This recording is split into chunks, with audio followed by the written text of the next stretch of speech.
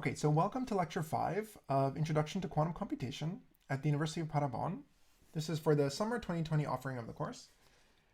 So I hope you guys had a good weekend. Just some quick announcements before we start. So I've written over here, assignment 4 is due this Friday at 9 o'clock. That means, just before tutorial, and that's kind of the deadline we should, I think, keep moving forward. Assignment 5 has been posted, okay, and that's both on the course website and on Panda. Okay, so last week we talked about, last week was the end of our training period, if you will. Okay, so that up till, what we did last week is kind of all the background you needed to know in some sense to start doing more serious material, and today is the day we start some more serious material. Okay, so in particular, we're going to talk about non-local games. And, just at a very high level, so here is the so-called, Bible, if you will, on quantum computation. Okay, like this is kind of the standard reference textbook.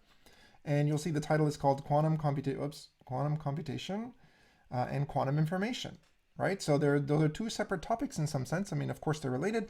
And so the direction we're taking now is more the information direction for this lecture and next lecture. Okay, and after that, we'll switch to the computation portion of it. And, so this is the course reference, at least one of the references for the course we've been using. If you do have a copy of this book, that's fine. If you'll notice when you look into it, usually quantum information is covered last. I kind of like to do it the other way around, again, because it tends to let us focus more on kind of the structure of things like states and measurements before we get into things like computation. Okay, good. So let's begin. The quote on top of this week's lecture is by the late Stephen Hawking, and it is admittedly strange to say the late Stephen Hawking, of course. The quote says the following: "I don't demand that a theory correspond to reality because I don't know what it is. Reality is not a quality you can test with litmus paper. All I'm concerned with is that the theory should predict the results of measurements." Okay, and so essentially this is just saying that, you can talk about theory all you want in some sense, but ultimately what really matters is that, does the theory predict the results of experiments? Okay, and that's, in a nutshell, what non-local games are about. So, the first section of this week's notes, the background, goes through this. So let me go through this a little bit just to set the stage. Okay, so there is a lot of history in this lecture, but, I'll just skim over it very briefly, of course. So we've been talking about, of course, entanglement in the previous lectures, right? And, a very natural question is, does entanglement actually exist in nature? Okay? Or is it just part of this funny theory, right? And so recall that we said in 1935, Einstein, Podolsky, and Rosen came up with this paper now known as the EPR paper, which stated that, quantum mechanics, they claimed that quantum mechanics just could not be a complete physical theory because it predicted things like the Bell state. Okay? And, the Bell state is funny for a number of reasons, including the fact that, as we'll discuss shortly, on the face of it, it almost seems to allow superluminal signaling, like faster than the speed of light, okay, which should be a huge no-no by the theory of relativity. Okay, so we'll talk about that in a second. But what EPR suggested is that, how do we explain entanglement, right? If we believe the theory, right, how do you explain entanglement, right? And what they suggested is that, okay, well, it's not that the theory is necessarily incorrect, it's just incomplete, that, there's more to nature, to describe nature, and that more is kind of missing from the set of rules known as quantum mechanics, right? There are these so-called hidden variables, which only if we knew the values of the hidden variables, then we could actually predict, measurement outcomes and things like this. We could actually track what quantum mechanics is doing in the background in some sense. Okay, so they suggested that these hidden variables theories must exist to explain things like entanglement. Okay? And the point here is that, the hidden variables are in some sense extra information, right, that's missing in quantum mechanics, right? And the point is that this is in some sense explaining away this idea that, is the moon there only when you look at it, right? The hidden variables are supposed to be that hidden information about, the state of the moon when you're not looking at it in some sense, right? So that when you measure it, the hidden variables will tell you what the measurement outcome should have been, okay? And the other thing, of course, is that ideally, once one wants this hidden information, these hidden variables, so-called, which we won't talk about formally in this course at all, to be local, right? Meaning that, you shouldn't be able to instantly communicate between them in any sort of funny way, okay? So the information should be local. And so these theories to try and explain away the funny behavior of quantum mechanics, came to be known as local hidden variable theories, okay? Good. So that's 1935. That's EPR. And, about 30 years later, 29 to be exact, along comes John Bell, and he gives basically a simple experiment that you could, in theory, run in the lab.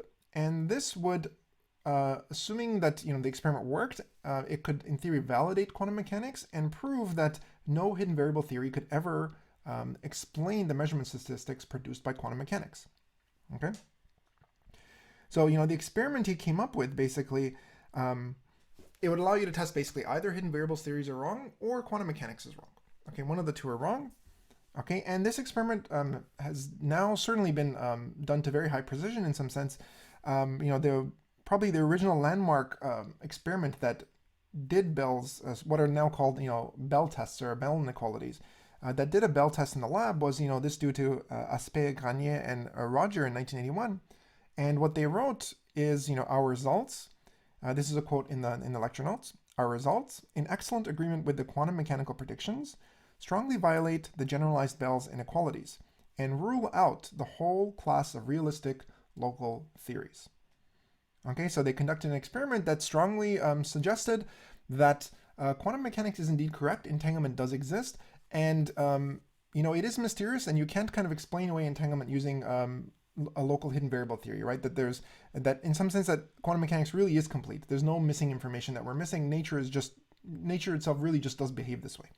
Okay, and I say that the experiment would appear to suggest that this is true, and this is simply because I think most people certainly believe the experiment, but there were certain loopholes on the implementation side in the experiment that you can try and use as a backdoor to explain away the experimental results. But certainly in the last few years, we've had as a field, the experimentalists have had some really, really clean experiments, basically, that more or less close all these loopholes. Okay, so certainly I think the wide consensus is that entanglement is real, quantum mechanics is complete, at least in my opinion.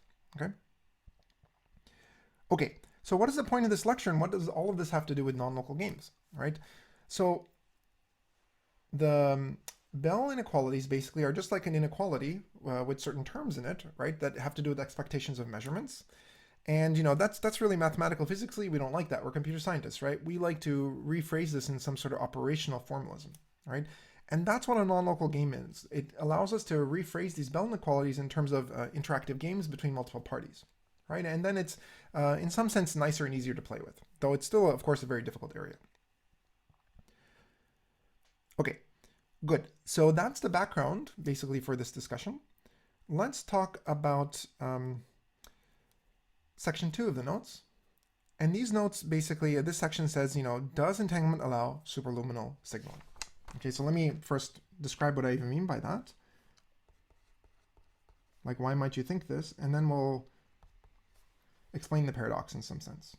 Does entanglement allow superluminal signaling?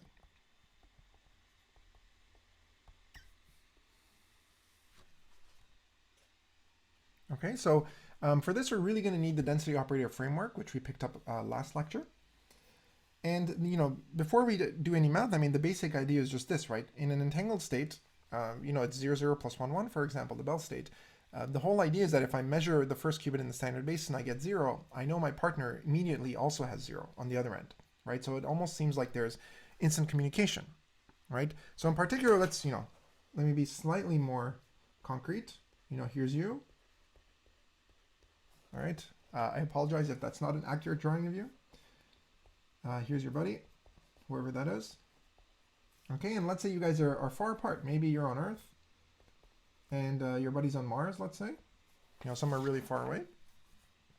And suppose you each share half of a Bell state, G plus. Okay? And now, you're on Earth, and you measure half your Bell state in the standard basis. Okay, so you measure your half, and I'll just call you party A for simplicity, and your buddy will be party B.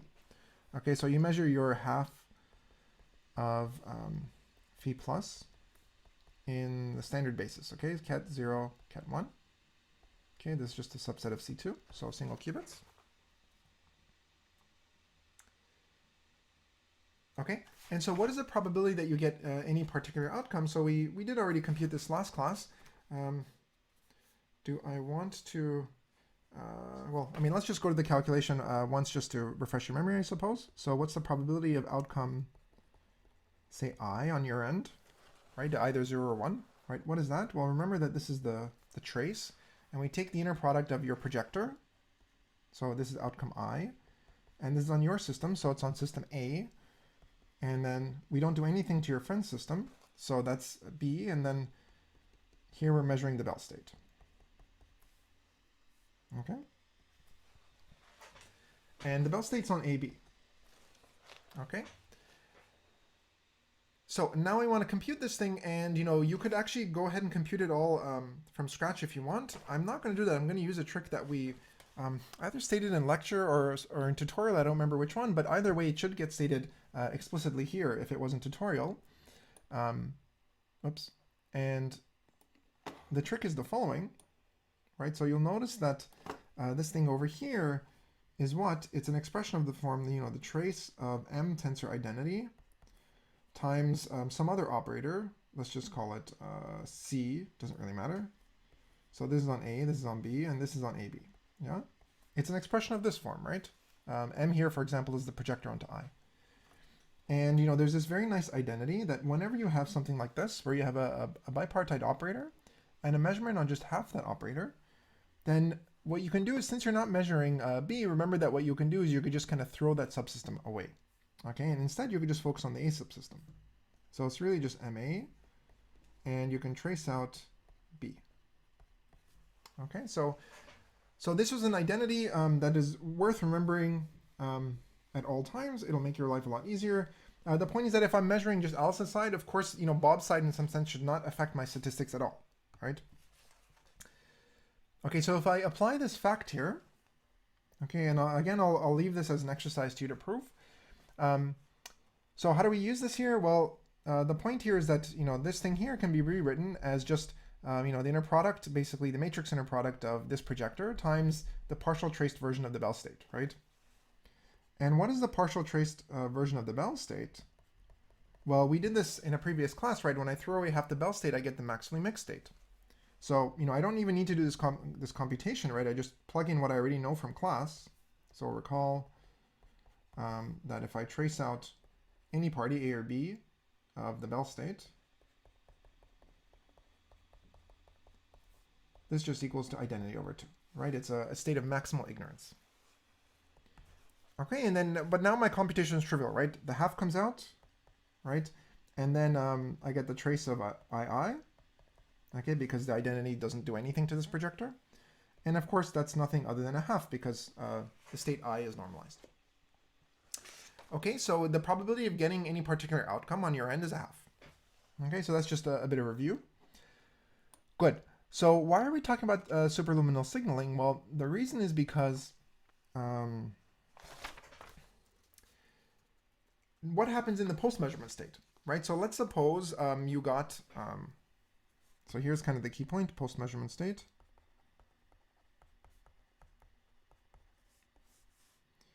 Okay, so suppose you got outcome I, right?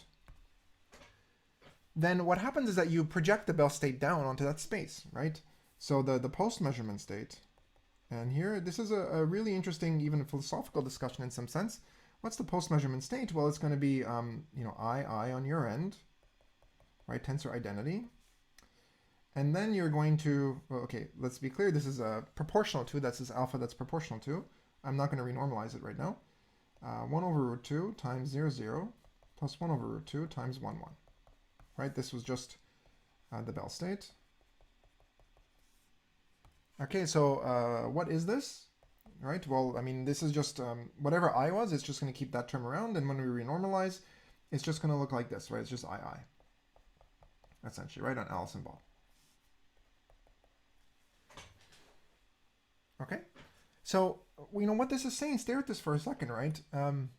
This is saying basically that as soon as you measure, and you read outcome I, right, then you collapse the superposition, right? This goes back to Schrödinger's cat, essentially, right? When you read the answer, you collapse the superposition. The very act of a measurement does this. So what does this mean? This means that Bob's system is now also immediately changed from whatever the bell state was to I, right? Little I. And so, when you first stare at this, it does look like somehow you managed to communicate the value of I to Bob faster than the speed of light, right? Which in some sense doesn't make, not that it doesn't make sense, it shouldn't work, right? The theory of relativity says that you shouldn't be able to signal faster than light, okay? Okay, so how do we explain this paradox? Like, how do we prove that, this is not actually happening here in some sense, this kind of fast signaling? Let's just view, what does Bob's viewpoint of his system look like throughout this process? Okay, so before you measure and after you measure, what does his state of knowledge look like? So Bob's state of knowledge.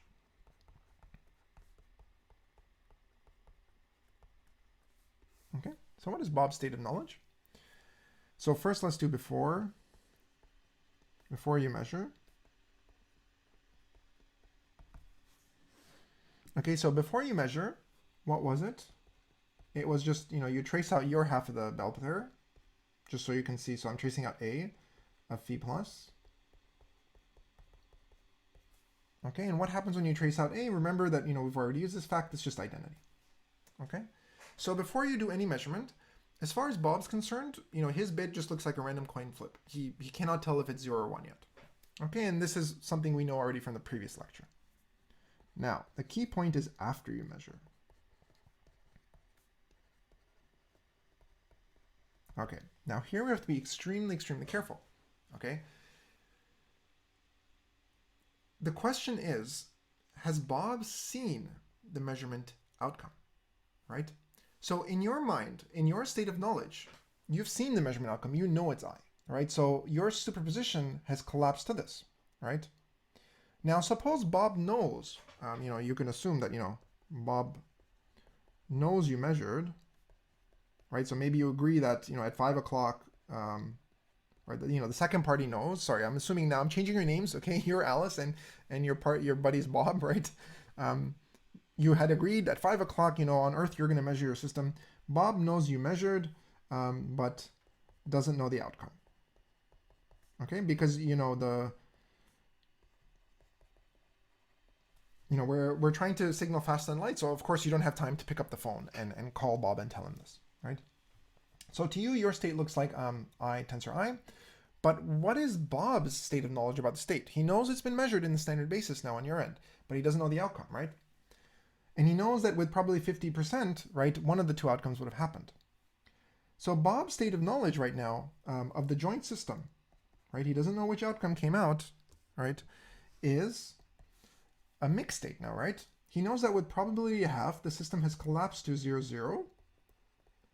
And with probability a half, the system has collapsed to 1, 1. Okay, he knows that there's no superposition anymore, but he just doesn't know which outcome actually came out of the measurement. Okay, so in the notes, I wrote sigma instead of rho, but it doesn't really matter. Okay, so let's see what Bob's reduced state looks like now. Okay, he knows this is the joint state on both parties. Okay, so this is on AB. And if we instead look at the trace out of A of rho AB, so if I trace out your half now, what is Bob's new state of knowledge? Well, it's the following, right? It's partial trace is linear, right? So it's a half times the partial trace of 0, 0 plus a half times the partial trace of 1, 1. Okay. And now what are each of these things? Well, so this is a product state, right? This is just 0, 0, tensor 0, 0, for example. And we said that if you have a product state, right, recall, that one way to define the partial trace was to say that, if I trace out A of, M on A and N on B, that just equals to the trace of MA, right, times the operator NB. Okay, so you just take the trace of the first half. And so what does that mean up here? That just means that, we take the trace of the first ket bra, we take the trace of this, and that's just one. It's a unit vector, or it's a projector more accurately. So I get this thing, right, on Bob's end, plus a half, and then same thing on the right, on Bob's end. Okay, and what is this, right? What is this? This is nothing other than identity over 2. Okay, so what this tells us is that both before and after the measurement, Bob's state of knowledge completely stays the same, right? It's just identity over 2. He has no idea, like, especially if he didn't know that you had agreed to measure a certain time, like he would not be able to tell at all that you had even measured. Okay, there's no way for him to distinguish the pre-measurement state from the post-measurement state. Okay, and that's how we get around this idea that, you know, somehow it looks like you're communicating faster than light from Alice to Bob. Okay, not happening, not possible. Okay. Okay, good. So that's just a very brief bit about this, because, you know, I think it's important to also pretend like, you know, put yourselves in the shoes of like EPR, you know, one of these early developers of the theory, and, you know, try and see these things kind of for the first time. I mean, of course, you are seeing some of these things for the first time, and so that's why you're in a good position to do this, right? You know, ask the same questions they did in some sense, right? Okay, so what this tells us is that, you know, it's impossible to signal from one party to the other, instantly at least. I mean, of course, Alice could pick up the phone and call, but, you know, that defeats the purpose. Okay, now, despite that, it turns out that, nevertheless, having entanglement allows you to, if you both measure on your parties locally, it allows you to generate a joint distribution on these two parties that is just not possible to produce classically.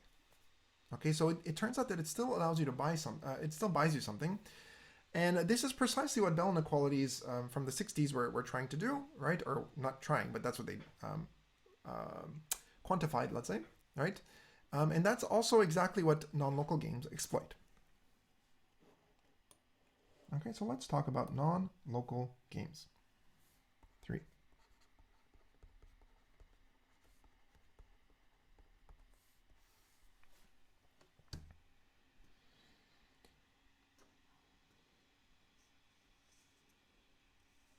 Okay, so let's do a setup, right? So how does this work? So imagine you and your buddy, right? Again, we'll call you Alice and Bob, right? You were caught on campus doing too much homework, okay, or whatever. You pissed off the authorities somehow, and they've come after you, right?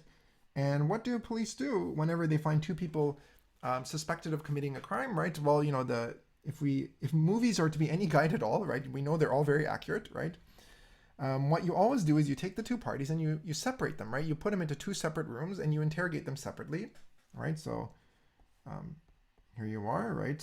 So that's you, that's your buddy Bob, and, you know, you separate them with a wall. Okay, this is a wall. Okay, so they're not allowed to communicate with each other. And you ask questions to Alice and you ask questions to Bob, right? And you just make sure that the answers they give you in isolation, their stories line up, right? Because if their stories don't line up, then obviously you know they're lying, right?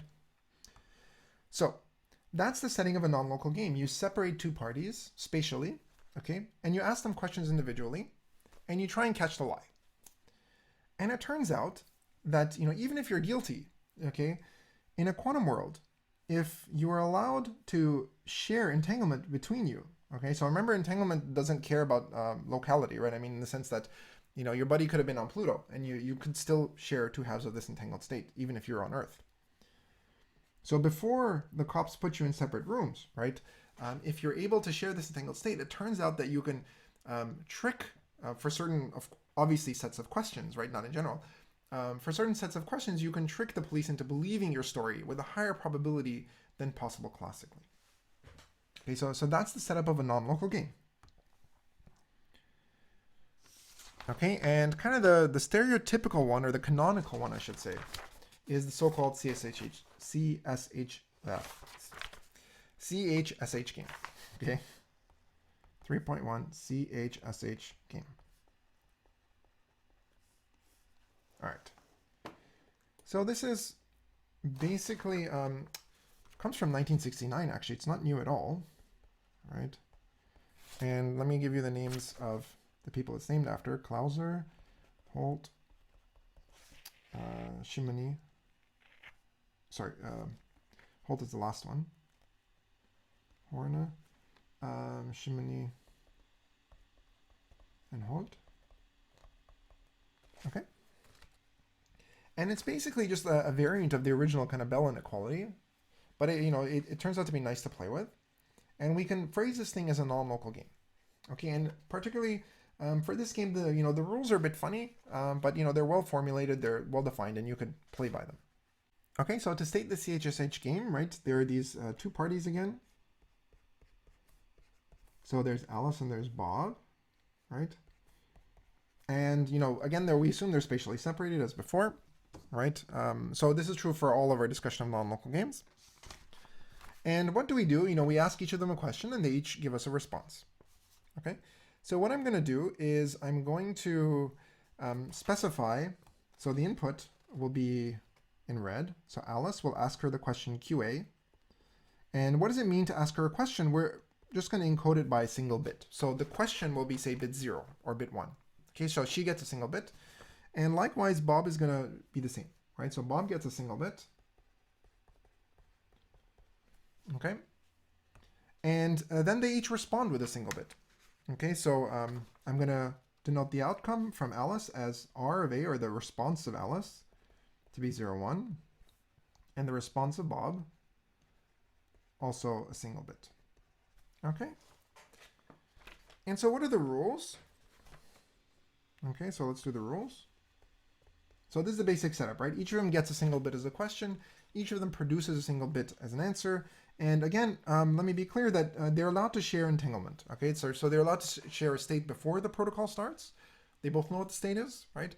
But once the protocol starts, they're not allowed to pick up the phone and call each other, right? But they can make local measurements on their halves of the bell state. Okay. So the rules in particular of the CHSH game are the following. So the questions QA, right? QA, QB are chosen uniformly at random. Okay, so I will use this again in this course, so let's just define it uniformly in case you haven't seen it. So that's what this acronym means. Okay, so uniformly at random. So those are the questions. And what does it mean to say they win, right? So Alice and Bob, they win the game if the following condition holds, right? So there's going to be some condition, some predicate we're going to evaluate on the specific choice of questions and the specific choice of answers. So what is that predicate? In this particular case for this game, the predicate is the following. We want...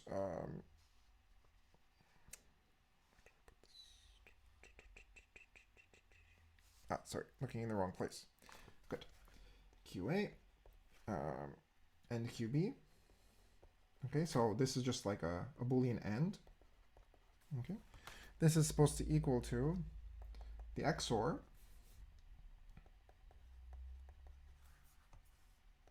right, or addition mod 2, if you will, okay, of their two responses. Okay, so remember in particular the XOR is 1 if and only if the two bits RA and RB are different, right? So so this is, it's a funny looking condition, right? You're saying that the AND of these two bits, of the two questions, is equal to the exclusive OR of the two output bits, okay? So, what does this mean in particular, right? The way you should interpret this, if you just think about all the possible sets of questions they could get, right? There are 4 possible questions they can get. So QA, QB. Okay, so if Alice, if they get one of these questions, like 0, 0, 0, 1, 1, 0, right? Then the AND of their two bits, right? Let's say 0 and 0, the AND of that is 0. So what does that mean? That means that the XOR of their answers has to be the same. And the XOR is the same if, is 0, sorry, if and only if the two bits you plug into the function are the same, right? So this implies that the way they win the game in this case is that RA has to equal to RB, right? They have to give you the same response. So either they both say 0 or they both say 1. And the only input left that we haven't considered is this one, right? The 1, 1 input. And in this case, both their inputs are 1, right? So the AND is 1. And that means, therefore, that the XOR needs to be 1 for them to win the game. And for the XOR to be 1, well, here the idea is that you need the bits to differ, right? Because exclusive OR wants precisely one of the bits to be 1 and the other one to be 0. So this is equivalent to saying that their answers have to be different, okay? So for these 3 inputs, they win by giving the same answer, and for this one, they win by giving a different answer.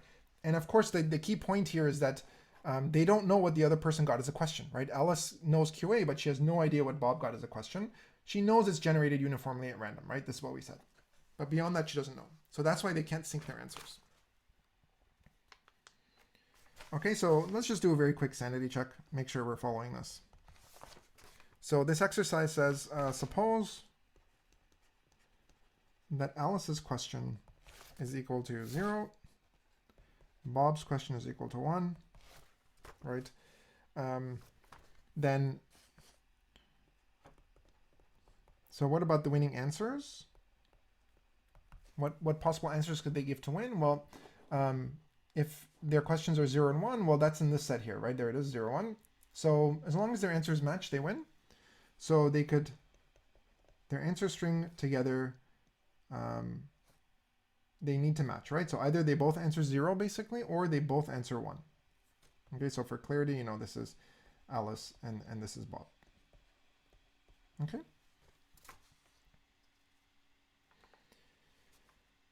Good.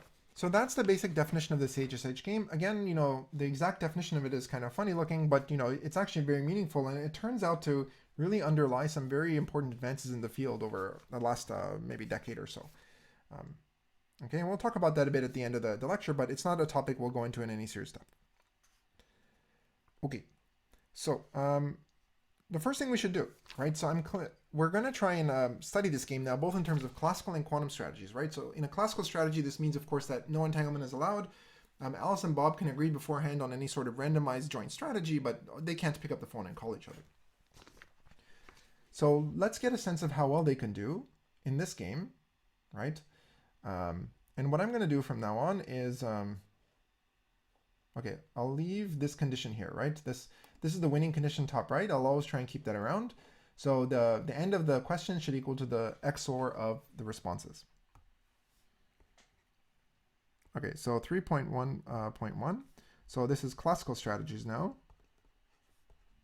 or limits on them, for to be more precise. And so now the point here is that, so first, without loss of generality, it turns out we can focus on deterministic strategies. Okay, now, you know, I don't want to get into any serious depth on this here, but, you know, obviously you could have done a more generally randomized strategy, but it turns out you can argue that any randomized strategy can be instead decomposed or viewed as, you know, first you imagine that Alice and Bob, you know, flip some sort of shared coin, and then they run some deterministic strategy together, and based on the coin outcome, and that the value this gives you is some sort of mean or average value over all the possible choices this algorithm could have taken, right? And so it turns out, because of the, you know, the way the objective function is specified, that you might as well just pick the best deterministic strategy. If you want to maximize that expectation of winning it, you know, the deterministic turns out to be optimal. So, you know, I don't want to say more about that here. We're just going to focus on deterministic classical strategies. Okay, so that means that given each of their input bits, what Alice and Bob do is completely determined at this point. Like, there's some algorithm that they run, and that tells them their output bit. There's no randomness. Okay, so in this setting, right? So first, okay, well, maybe I'll get to that part later. I'll let you guess first before you continue. Take a guess as to what you think might be the optimal probability with which they can win this game.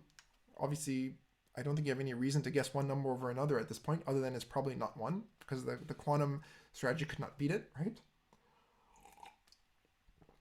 It's probably also not 0, right? Because even if they just output random answers, they're going to win with some probability. Okay. So let's think about what strategy... Okay, so what strategies could they possibly do if they're deterministic, right? So given, for example, her input, QA, right? Alice has really only 4 choices of deterministic strategy.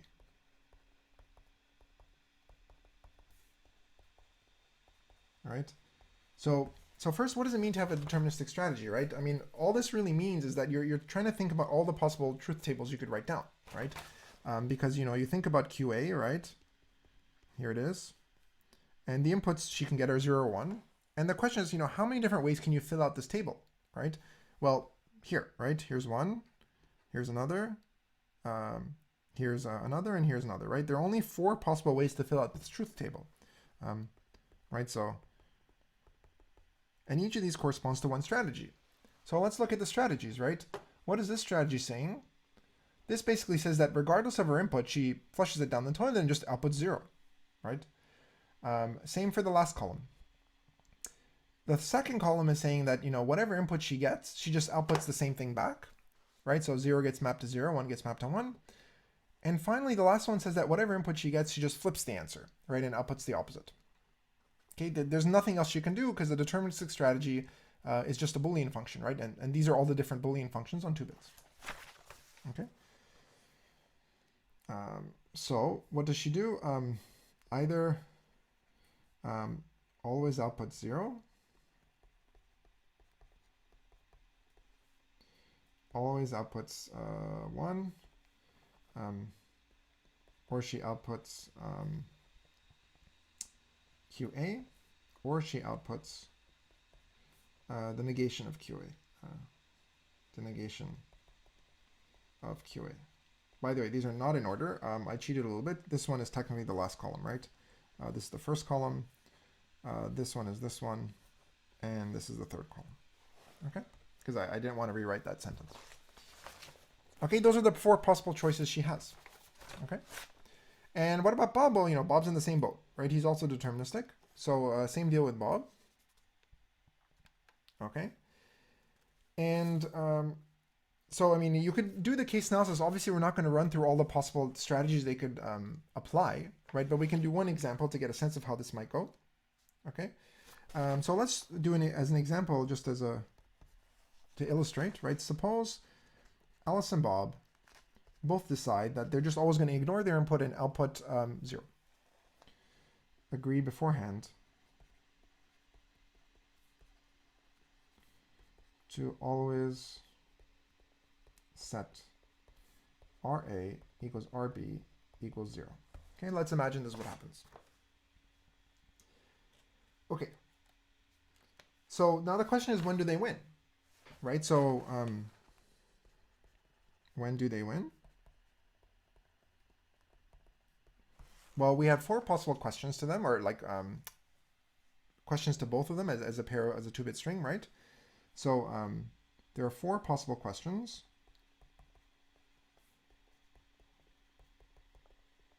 Right, so we had QA, QB, and these were, you know, one of these 2-bit strings.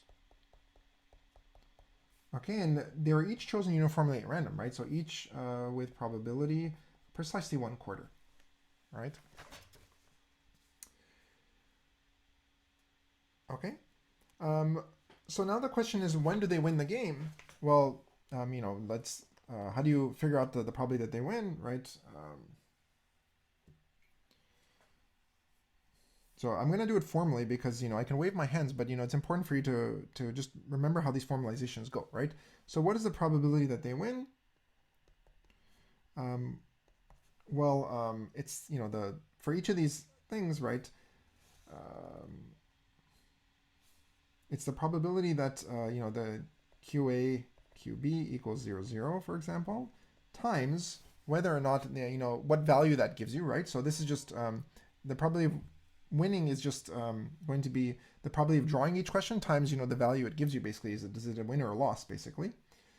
So in this case, because 0, 0, when they're asked 0, 0, they're always going to answer 0, 0. And remember that in this case, for these 3 inputs, they were always supposed to answer the same answer, right? So in this case, when the questions are 0, 0, you know, they're supposed to answer the same output, which they do. They always agree to answer 0, 0, so they get a value of 1, plus the probability of QA, QB equals 0, 1, times also 1, because in this case, they always output the same answer as well. Because remember, the only case in which they're supposed to output different answers is the last case, right? Plus the probability of QA, whoops, this is 1, 0, QA, QB equals 1, 1. Okay, and this is the only one where they're going to answer wrong, right? Because in this case, when the question was 1, 1, right, they were supposed to answer different bits. But they agreed that they were always going to output 0, matching bits. So here they get a value of 0, basically. Okay. Okay, so what is the value? Well, each of these probabilities is a quarter, right? We just wrote that here. The questions are drawn uniformly at random. So the odds of them winning are exactly 3/4. Okay. And, if you run through the case analysis for all the possible inputs they can get and all the possible strategies they could take, basically, you fix the strategy beforehand and you try it on all the inputs. 3/4 is actually the best. Classical winning probability. Okay, so no matter what deterministic strategy Alice picks and Bob picks beforehand and they fix those, there's always some input, right? The probability of winning based on those strategies is always going to be at most 3/4, it turns out. Okay. Good. So now let's talk about the quantum strategy, right? I mean, that's kind of the interesting part. What's the deal with the quantum strategy?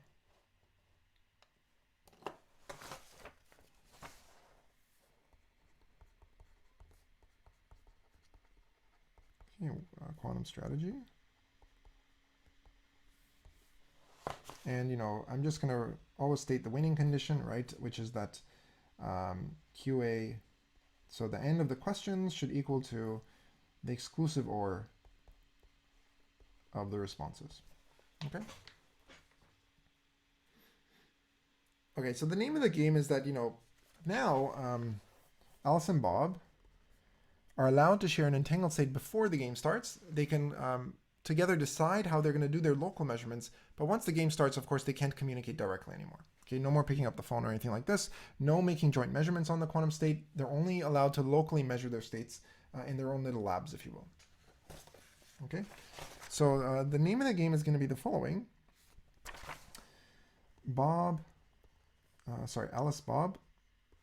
Alice and Bob, right, share which state? You guessed it, the null state.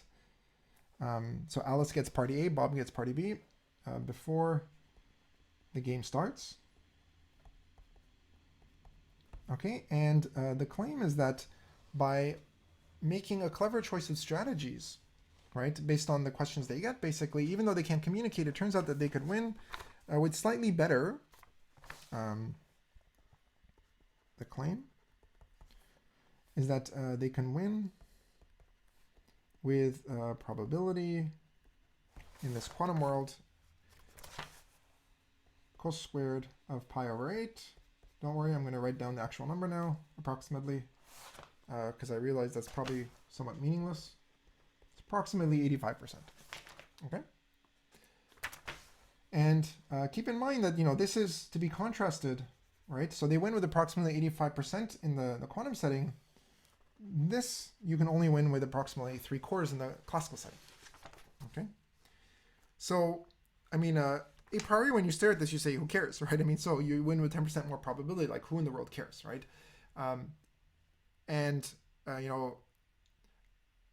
A lot of people care, I guess, is the short answer, right? I mean, it's actually very important because what it's really saying here is it's not really about the 10% or something like this. It's about the fact that you're telling me that, quantum physics, if you live in a quantum world, if you will, you're able to do something that you're just provably not able to do in the classical world.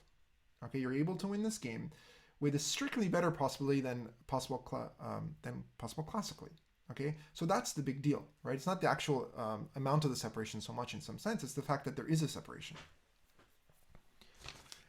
Okay, and later on, it turns out, of course, you could really hijack this separation to do some very interesting things, right? So the fact that the separation is, say, a constant number, right, that's independent of, say, how many times you run this game or something like this, that can be exploited very nicely. Okay, things like device-independent cryptography and so forth. Okay. So we'll say a little bit about that towards the end, but again, we won't go into that here. Okay. To model Alice and Bob's strategy now, of course, they're going to do measurements. And so the question is, how do we model their measurement, right? In what way does it make the most sense or make it the analysis the slickest? And so for that, we're going to define this notion of an observable, which we may or may not have already defined. So we're going to model Alice and Bob's measurements via observables. Okay, and an observable is just, it's the same thing we've done before. It's just a different way of sort of writing it to make computing expectation values easy. Okay, so where do we get observables from? This is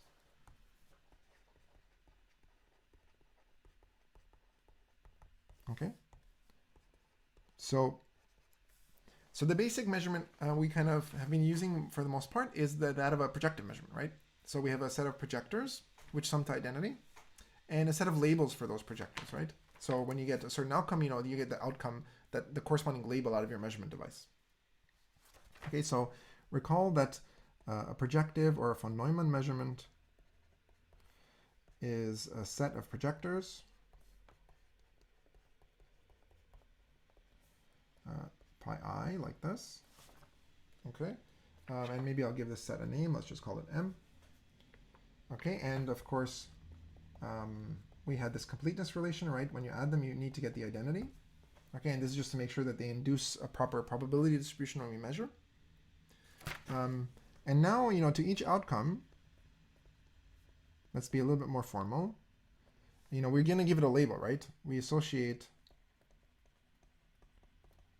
a label just I, right? So this labeling here, normally we think of this labeling as, the numbers, say 0, 1, or, some set of natural numbers, but more generally, of course, the labels could be anything you want, right? Again, you could put an elephant and a cheetah if you want, right? So there are two measurement outcomes, and one measurement, when you get it, you yell cheetah, and the other one you yell elephant, banana, right? Whatever. Okay, so we're going to label associate a label to each measurement outcome, right? This is, think of it as how your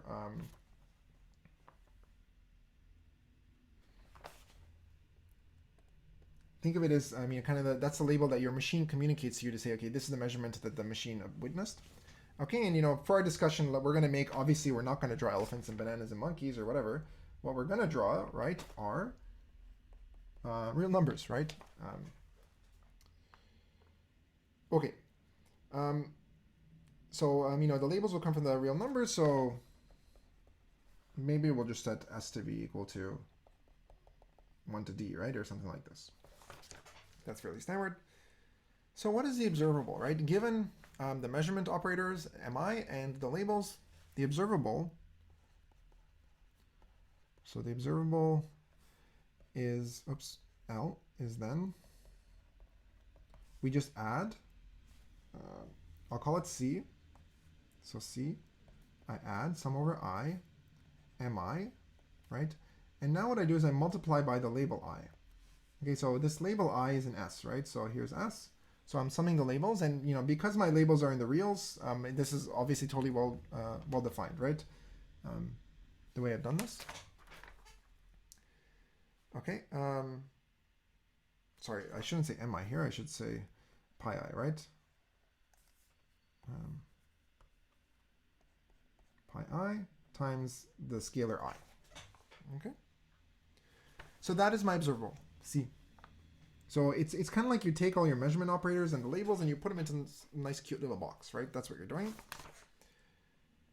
Okay, so for example, if you want to measure in the standard basis, right? 0, 1. Okay. Sorry, if I want to be consistent with my notation, I guess I should have projectors here, right? So 0, 0, 1, 1, right? So suppose I want to measure in the standard basis, okay? And my labels, S, suppose I just want to be +1 and -1. Okay, I could do that. Then what happens, what is C in this case? Well, C is what? Well, it's just, 1 times 0, 0, right? So this is just pairing together these two. So here's the first label, which goes with the first measurement. And now we do the second label with the second measurement projector. So this is plus, and then, sorry, let's do this in black, -1 times 1, 1. Okay? It's an observable. So what observable is that? What operator is that? Can you eyeball it now? It's 0, 0 minus 1, 1. Right? You've seen this before. You know the answer. Right? The answer is, this is Pauli Z. Right? It's just a diagonal matrix. This is the top left entry. This is the bottom right entry, which is supposed to be -1. Okay? So this is why we're, I like to say, in the previous lectures, that we're measuring, say, in the Z basis, for example, because the Z operator is an observable, right, which encodes measuring in the standard basis 0, 1, because those are the eigenvectors of Z. And these are the eigenvalues of Z. Those are actually you can think of them as the labels for the measurement, okay, outcomes, 1 and -1. Okay, so as a quick exercise, right, what measurement does observable X encode? Okay, so here I'm talking about Pauli X, right? What measurement does it encode? Okay, and remember, what does that mean? That means that you want to write it as a sum of projectors, which sum to identity, right? And with, labels in front. And so the obvious thing to do is you're going to take the spectral decomposition of X, right? Recall that X equals to, again, 1 times plus plus, and then plus -1 times minus. Okay? So therefore, X is a measurement in the basis M equals to plus plus, minus. Okay? With labels plus -1. Okay? So the labels are the same. The only thing that changes between the Z and the X measurement is the basis. Okay? Good. So that's what an observable is. And now the question is, why in the world am I talking to you about observables, right? So let's do that, right? Why are observables so nice? Well, they allow us to compute things like expected values of measurements very, very quickly. Well, quickly. Okay, it's kind of like all-in-one package. Okay, so let me just remind you what an expected value is, right? So first, question, why observables? We've already talked so much about measurements. Why are we just throwing something else onto the pile now? And the answer is because they allow us to compute expected values easily, okay, or cleanly. I'll put that in quotes, right? And so, so what is an expected value? Remember, so here we have a randomized experiment. We want to know on average what outcome are we going to see, right? So if I see like a measurement, right, which outcomes, for example, 1 and -1 as encoded by this observable, the question is, on average, what label do I see in some sense? Okay, so let me just remind you, recall, what is the formal definition of expected value, right? Because we're going to need that. So for random variable X, okay, and it's distributed over some set Y, okay, the expected value of X is, so the notation we use is this, right, of E of X. Sorry, maybe I should do this in blue, right? And what is it? Well, it's, you sum over all the possible outcomes you could have. So these are all the events I in some set S, right? And, sorry, in this case, sorry, I'm not talking about measurements just yet. I shouldn't jump there just yet.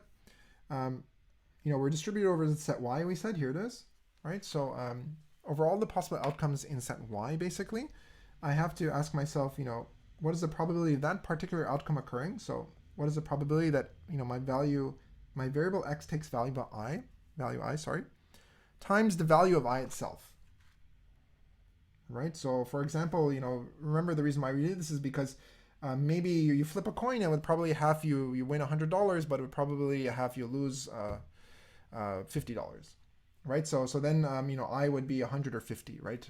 In this multiplication over here, right? Over here, you would say with probability, where did this thing go? Yeah. Over here, you'd say with probability 50% you put 100 here, and otherwise you'd put a minus 50. Okay, and that's it. So that's the formula for the expected value, right? So once we have written this down, of course, we can go ahead and apply it to compute the expected value of a measurement. Okay. Oh, there's my mouse cursor. It's back.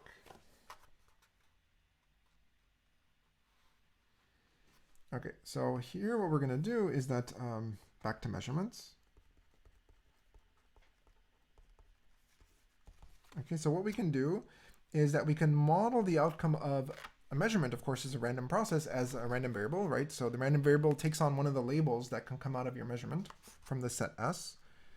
Okay, so model a measurement in the set M pi I via some random variable x distributed over the labels that you can get, I and S.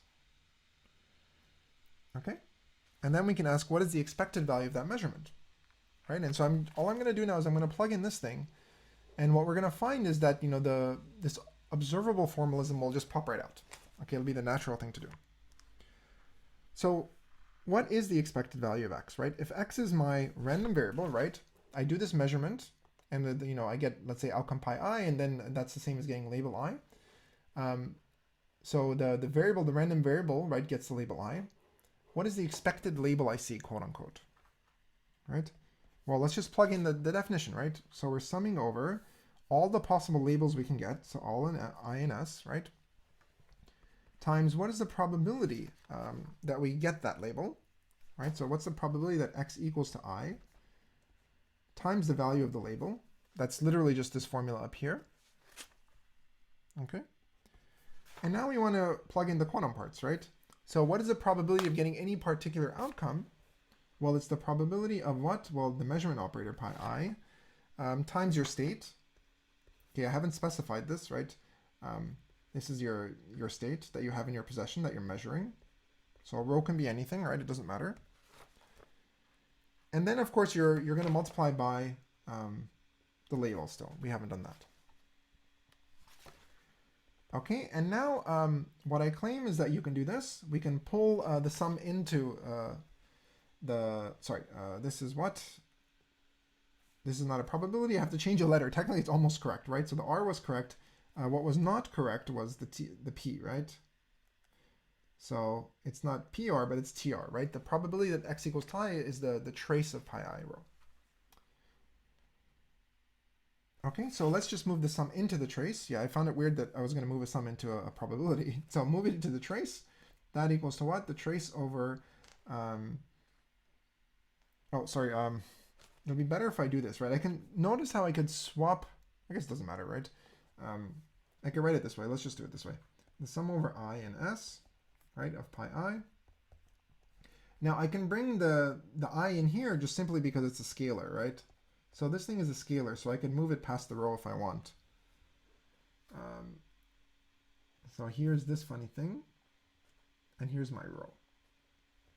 Okay, so what I did here is I moved the sum in, right?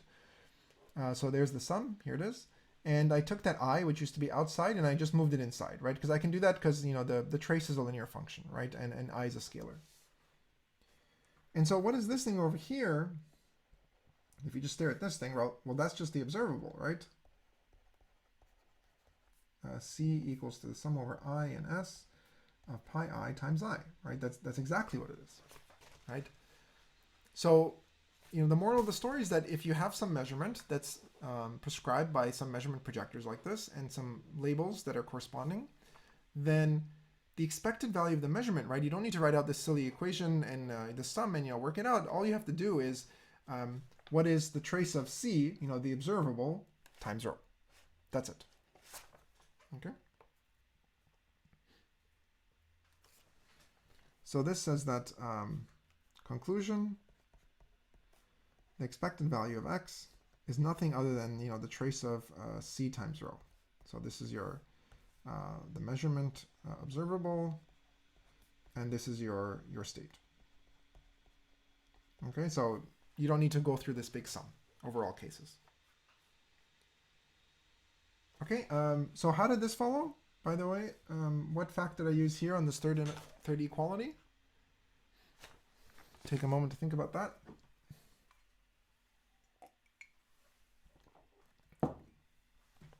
Okay, that's just linearity of the trace, right? Trace is linear, so I can move the sum in or out. Okay, good. So now we know observables, and now we know, kind of how to use them in the context of computing measurement values, right? It just tells us the expected value of the measurement. Okay, on average, which label do I see? And of course, notice that if the observable, if the measurement labels were +1 and -1. So for example, if you measure Pauli Z, right? On average, the expectation value doesn't have to be 1 or -1, right? In general, it's going to be something in the convex combination of the two numbers, right? It's going to be some number between 1 and -1, right? So it doesn't have to be 1 or -1 on average, quote unquote. Okay, so basically the expected value doesn't have to come from the set S, is what I'm trying to say. Okay. So Alice and Bob's CHSH strategy. Okay, so how do they win this game better than probability 3/4? Right, they share a Bell state, and each of them is going to apply some local measurement that depends only on the question they get, QA or QB, right? So what is the strategy? The strategy, I'm just going to first tell you the observables they're going to measure according to, and we'll just do the math and we'll see that it works.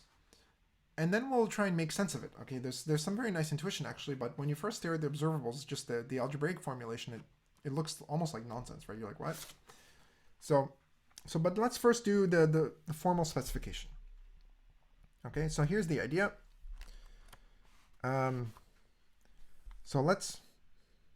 So step one, right? A common trick that gets used in theoretical computer science is a lot of times, instead of working with bits 0 and 1, you can instead work over the domain 1 and -1. And when we do this, the direct sum, or like the XOR of 2 bits becomes the product of the two values plus -1. So let me be clear what I mean by this. So step one is that instead of outputting RA, RB, right, in 0, 1, Alice and Bob will output RA, RB in 1, -1. Sorry, I'm going to make sure I get the order of this right. Yeah. So okay, so this is supposed to be equivalent to 0, right? So in other words, when they output 1 in the new encoding system, that means that they were trying to output 0 in the original encoding system. And now when they output -1, we really mean 1 in the original system. Okay? Okay, so why do we do this? Well, I mean, so it's somewhere in the notes. I'm just trying to find where I had this in the notes.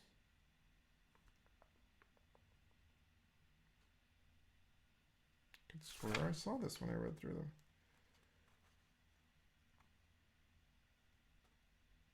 Okay, well, anyway, let's go through it then. So remember that we're talking about, where's the second section?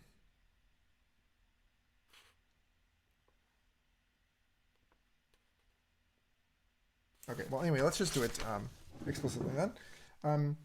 So we were talking about, before, what did we want? We wanted that their answers, basically, we were interested in, so before, in the old encoding system, right, we wanted to say that RA XOR RB equals to the end of their questions, right? That's what we were saying.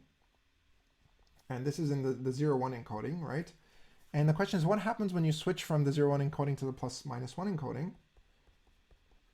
Well, if you think about it for a little bit, you'll see that what we then care about is that we want to look at RA times RB. Okay? And that will be equivalent, it turns out. Okay, so let's do a quick example. Right, so suppose originally, in the original encoding, RA was equal to 0, RB is equal to 1, and therefore, RA XOR RB is equal to 1, right? Because one of the bits is 1 and the other one is 0. And in the new encoding now, so that's in the old encoding, that's this one. In the new encoding, what they would output to simulate this is Alice would output 1, Bob would now output -1, and the objective function you would evaluate is now the product of these two numbers, right? And what is the product of these two numbers? It's -1, right? But -1 in the new encoding is exactly how we encode 1 from the original encoding, okay? So the point is that this change of basis, what it does is it allows us to swap between addition and multiplication, basically, right? That's what's happening. And the reason intuitively we want to do this is because these measurement expectation values like trace of rho times pi, that's all multiplication, right? There's no addition there, right? So it's much more natural in some sense to work in this basis when it comes to measurement statistics. Okay. Okay. So let's specify what are the actual measurement observables. They're observables.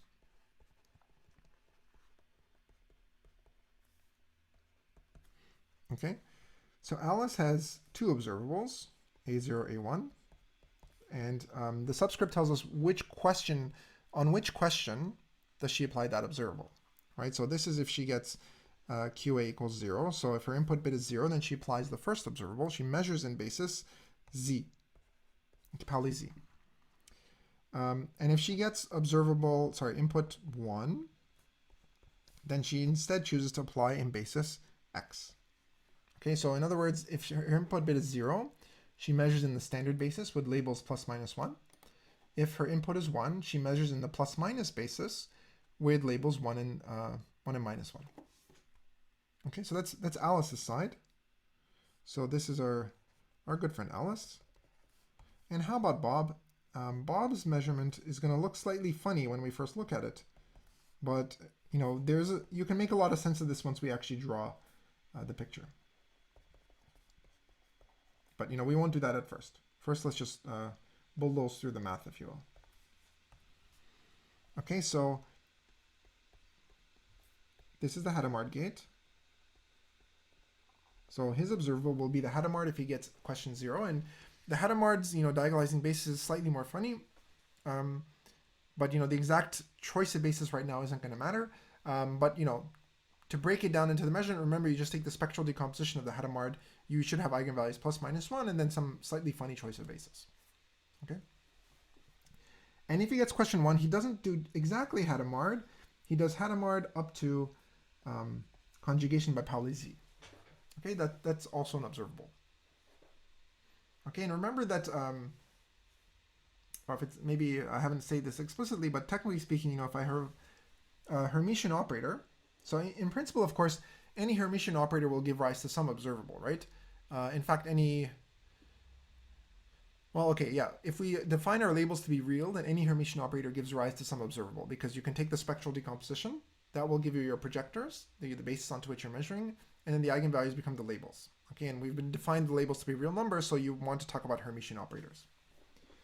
Okay, and in particular, H Hadamard is, Hadamard is Hermitian, right? It turns out it's unitary as well, but all three there's a unitary, but they're also Hermitian, so their eigenvalues are real. And then, of course, if I conjugate by a unitary operation like Z, I'm still going to get another Hermitian operator. Okay. Okay, and again, it's not exactly clear, what Bob's bases are supposed to look like right now, but we'll get to that in a second.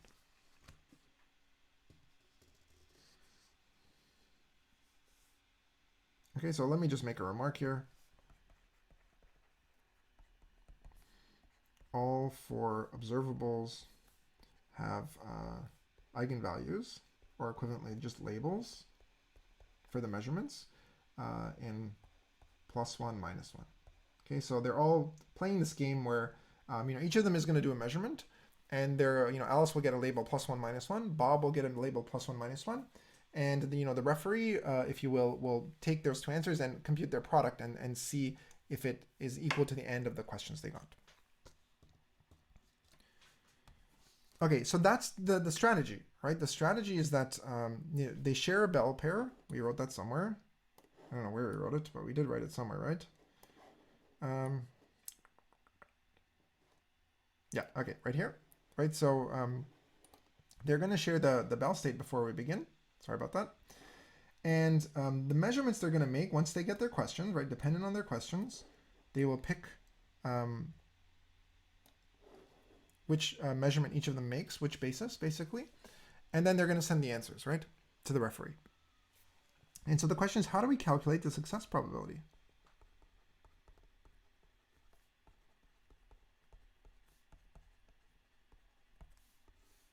Okay.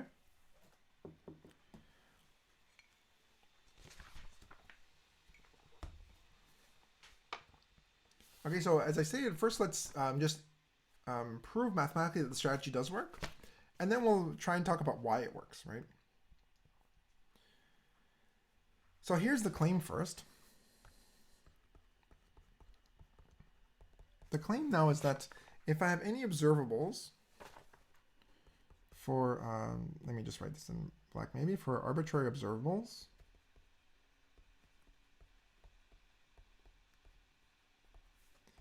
A, right? And A maybe just has some spectral decomposition, right? The key point here is that the eigenvectors are A0, A1, whatever those are. The key point here is that the eigenvalues here are +1 and -1, right? And B equals to B0, B0 minus B1, B1. Okay. So, for clarity, these are spectral decompositions.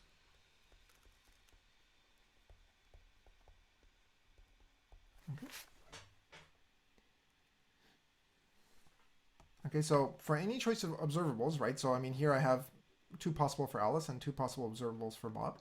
But for any choice, really, it doesn't really matter for this claim. The quantity. So what happens when they measure the expectation, okay, the expectation of when they take that bell state, right, which they share on 2 parties. When they each measure, or maybe I shouldn't use AB here, should I? Okay, let me just erase this as indices. Phi, of course, acts on the 2 parties, Alice and Bob. So Alice measures A on her side, Bob measures B on his side, right?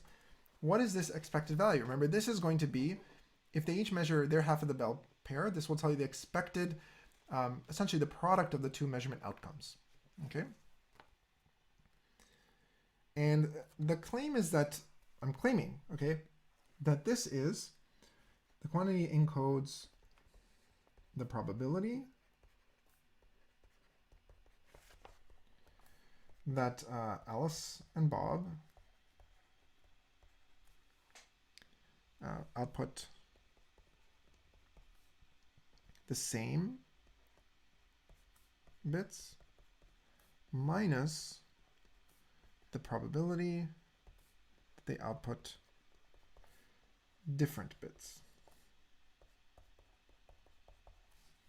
Okay?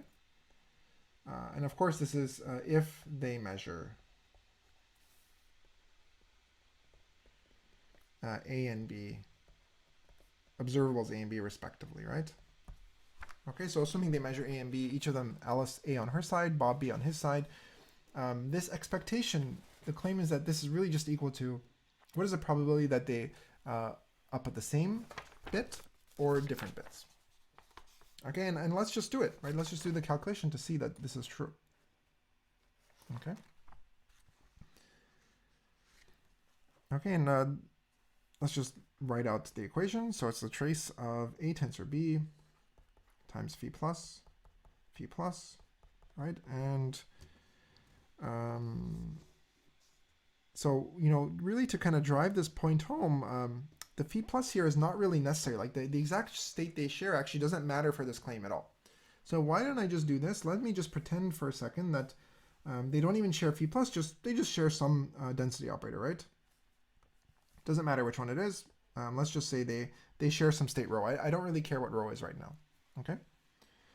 So this is the whatever state Alice and Bob share, right?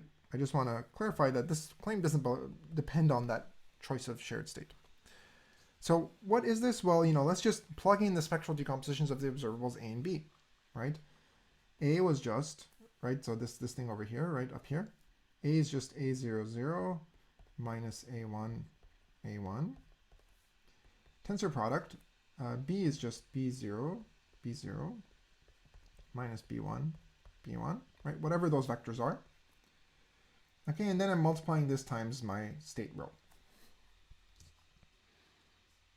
Okay, and now what I can do is, I've got, these two brackets here. When I expand this out, I'm going to get 4 different terms, right? So let's just look at the 4 terms. And by linearity, I get this, a linearity of the trace, right? So the first expansion is what? We'll pair the 0, 0 terms, right? So you'll get trace of A0, A0, B0, B0 times rho. Okay, so that's plus. Okay, now the next pair, I have to be slightly careful now, right? The next pair here, there's a minus sign, right? So the overall sign here is going to be minus. I'm going to get a minus the trace of A0, A0 tensor B1, B1 rho. And we can keep going, right? The trace of now A1. Notice how that also has a minus in the front. B0, B0 rho. And finally, the last one has a plus in front. A1, A1 tensor B1, B1 rho. Okay. So what are these 4 things doing, right? So you'll notice how, I started with observables, right? It was this thing minus this thing, these projectors, right, that are orthogonal with the labels here. But, each of these 4 terms in the expansion now, those aren't observables anymore, right? This is just single projector times rho, right? So this is the probability that Alice outputs, the first label, let's say 0, and Bob outputs 0 as well, right? These are the first measurement outcomes they could have each gotten. Right, so the first term is the probability that Alice and Bob jointly output 0, 0. Right, so the first 0 is coming from here, and the second 0 is coming from here, right? And the second term is what? Well, it's the probability that the output, in this case, Alice outputs 0, right? Because she gets 0 here. And I'm just using the label 0 here, right? I mean, technically speaking, the labels, of course, were +1 and -1 in the actual observable itself. But the point of this claim was just to say that they output the same label or different labels, right? So whether I call it 0, 1 or +/-1, it doesn't entirely matter. Okay. So they'll output 0, and Bob outputs 1 now, right? Because well, that's his 1 right here. And then you get to the probability that the output. Now Alice outputs 1 and Bob outputs 0. And finally, in the last term, they both output 1. Okay, or the same label, whatever you want to call it. Okay, and of course now if you stare at this, this is exactly what we claimed, right? It's the probability that they output the same answer. Okay, and so what is that? That's just this term and this term, right? And now we have a minus sign, okay? The probability that they output different answers. Okay, and that's just this one here, and oh, this is getting messy, sorry, but there it is, okay? So that was the claim, right? That regardless, oh, sorry, I haven't written it, but, to be clear, right, all of these terms here, these are, these probabilities are conditioned on, so they're conditioned on the exact value of these things, right, is conditioned on the state they share, right? This precise choice of state they share on shared state rho, right? So of course the exact probabilities you get will depend on rho, But, you know, at a high level, you know, whatever answer you get, it's always going to be the probability that you output the same answer minus you output different answers. Okay, so the only reason why I'm saying this is that, you know, it would have been more correct for me to write, for example, not the probability that they output 0, 0, but the probability that they output 0, 0, given that they share row, right? I should probably, if I were to be more formal and hence take more time writing everything up, I would explicitly say, given that they share row, what is the probability that the outcome 0, 0? Okay, but let's not go there. Okay, so that was the claim that, you know, one of the nice things with working about observables of this form, right, which are just the plus minus one outcomes, two outcomes, is that when Alice and Bob each measure on their side, on whatever joint state they have rho, the expectation value, okay, this is not a probability, the expected outcome, right, the product of their outcomes on average, it will equal to the probability that they output the same answer minus the probability that they output a different answer. Okay?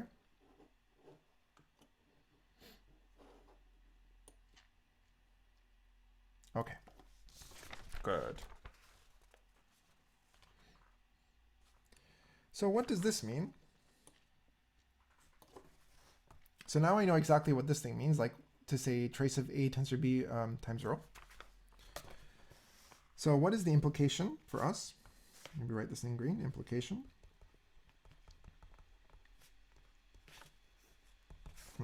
Multicolored writing, advanced, right?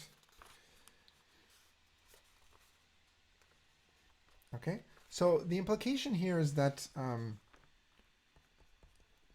if the question they got, right, Alice and Bob, they each got a bit each for a question. If the questions together were one of these three where they were supposed to output the same answer, right, then what we just computed, A tensor B times rho, right, that was just a probability. And of course, so now let's be a bit more precise here, because now I really am sharing, you know, they have a particular strategy in mind, so we know what rho is, right? It's the Bell state. This thing is the probability that they output the same answer minus the probability that they output different answers. So in particular, you know, in this case, they are supposed to output the same answer to win. So that means that we could reinterpret this as saying that this thing equals to the probability that they win, right? Because then they output the same answer minus the probability that they lose.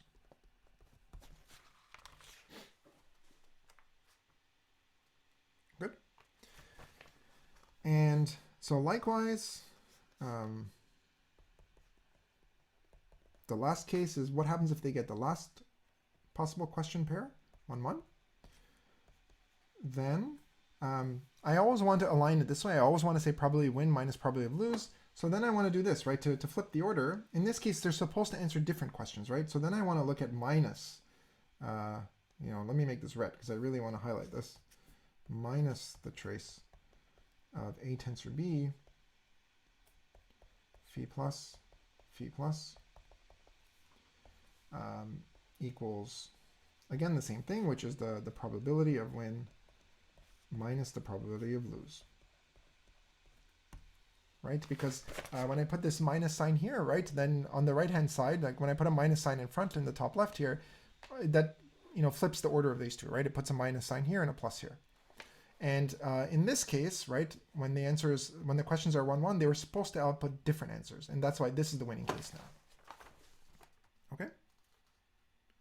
So now we follow the exact same analysis that we did for the classical strategy, right? What was the probability that they won classically?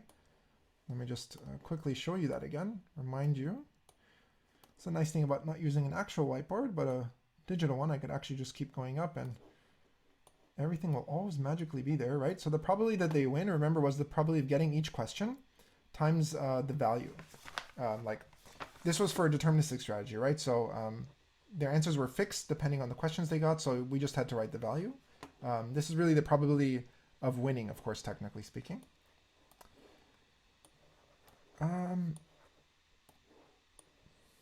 Yeah, I think, heads up, I think slight typo in what I said when I was explaining this earlier, now that I look at it. I originally said that this expression, I do want to be clear, right? The probability of winning here is the probability of getting this question times, I said, the value 1 when they win. Well, no, this is more accurately not a value. It's really the probability that they output a winning answer given those two questions, right? And due to their deterministic strategy, in this case, they would have won with probability 1 because they would have both output the same bit, and in this case, they're supposed to output the same bit. Okay, so let me clear up what I said earlier, which is slightly incorrect. Okay, so I'm just trying to go back here. Good. Good. So now we want to write down that exact same equation in the quantum setting. Okay, so what is the equation? So therefore, the probability that they win minus the probability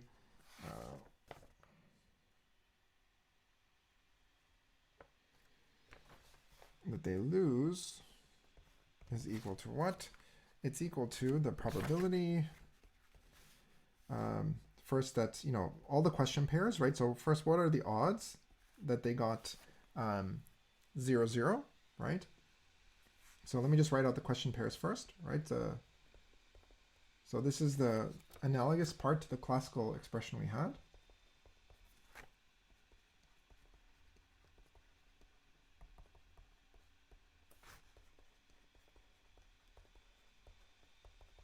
Okay. And now, given each of those cases, right, what's the probability that they win based on their strategy? And in particular, well, we're doing win minus lose, right? So if I want win minus lose, of course, then I'm going to plug in kind of all this stuff I had up here, right? I'm going to plug in exactly this discussion here. So we said that in the first three cases, the probability that they win minus lose is nothing other than the trace of the observables they measured times this thing, sorry, phi plus. And now I want to be just slightly careful, right? Because when Alice gets question 0, she measures a specific observable, right? She measures A0. She had two choices, A0, A1, and she measures A0. And Bob, when he gets input 0, he measures observable 0 as well. Okay, so now same thing for each of them. It's the trace of A0. Now tensor B1, because in this case, Bob gets, you see he gets question 1 in this case, so he's going to measure a slightly different observable.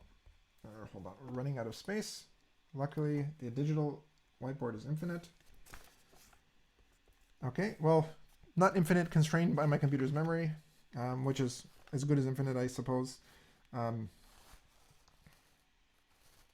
sorry, I should have closed that bracket. In this case, it's now Alice got input 1, so she measures according to A1.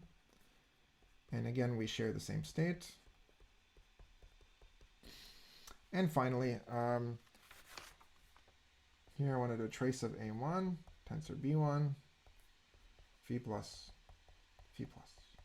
Okay, and I've intentionally omitted something here, right? So what is the sign of this last one? Remember that when the questions are 1, 1, we had to flip the sign of this thing, right? To ensure that we flip the order of winning and losing, right? Because we wanted things to line up right. So this is a minus sign. Okay, so in the context of their strategy, right, the probability that they win minus they lose is given by this expression right here.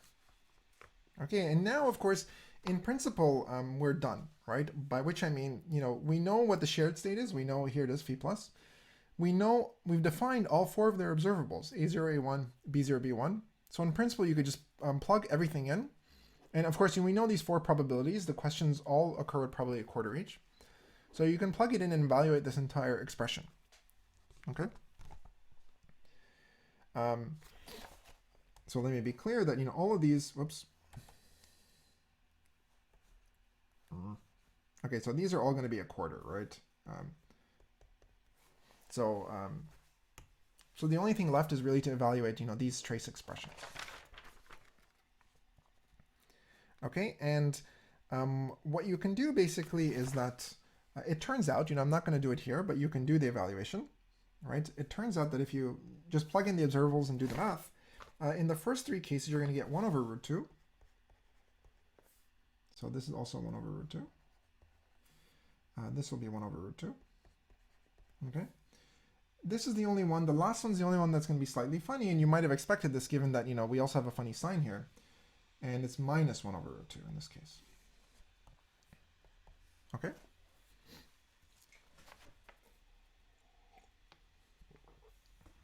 Okay, so it's an exercise in the notes basically for you to actually do that computation, but it's just straightforward algebra, linear algebra. Okay, and so when you add this up, what do you get? You basically get there are 4 terms, right? Each of them looks like this, right? It's a quarter times 1 over root 2. Right? I mean, the last one I have 2 minus signs that cancel, so you really get 4 terms, each of them giving you 1 over root 2. So the answer is 1 over root 2 is the probability that they win minus the probability that they lose. Okay?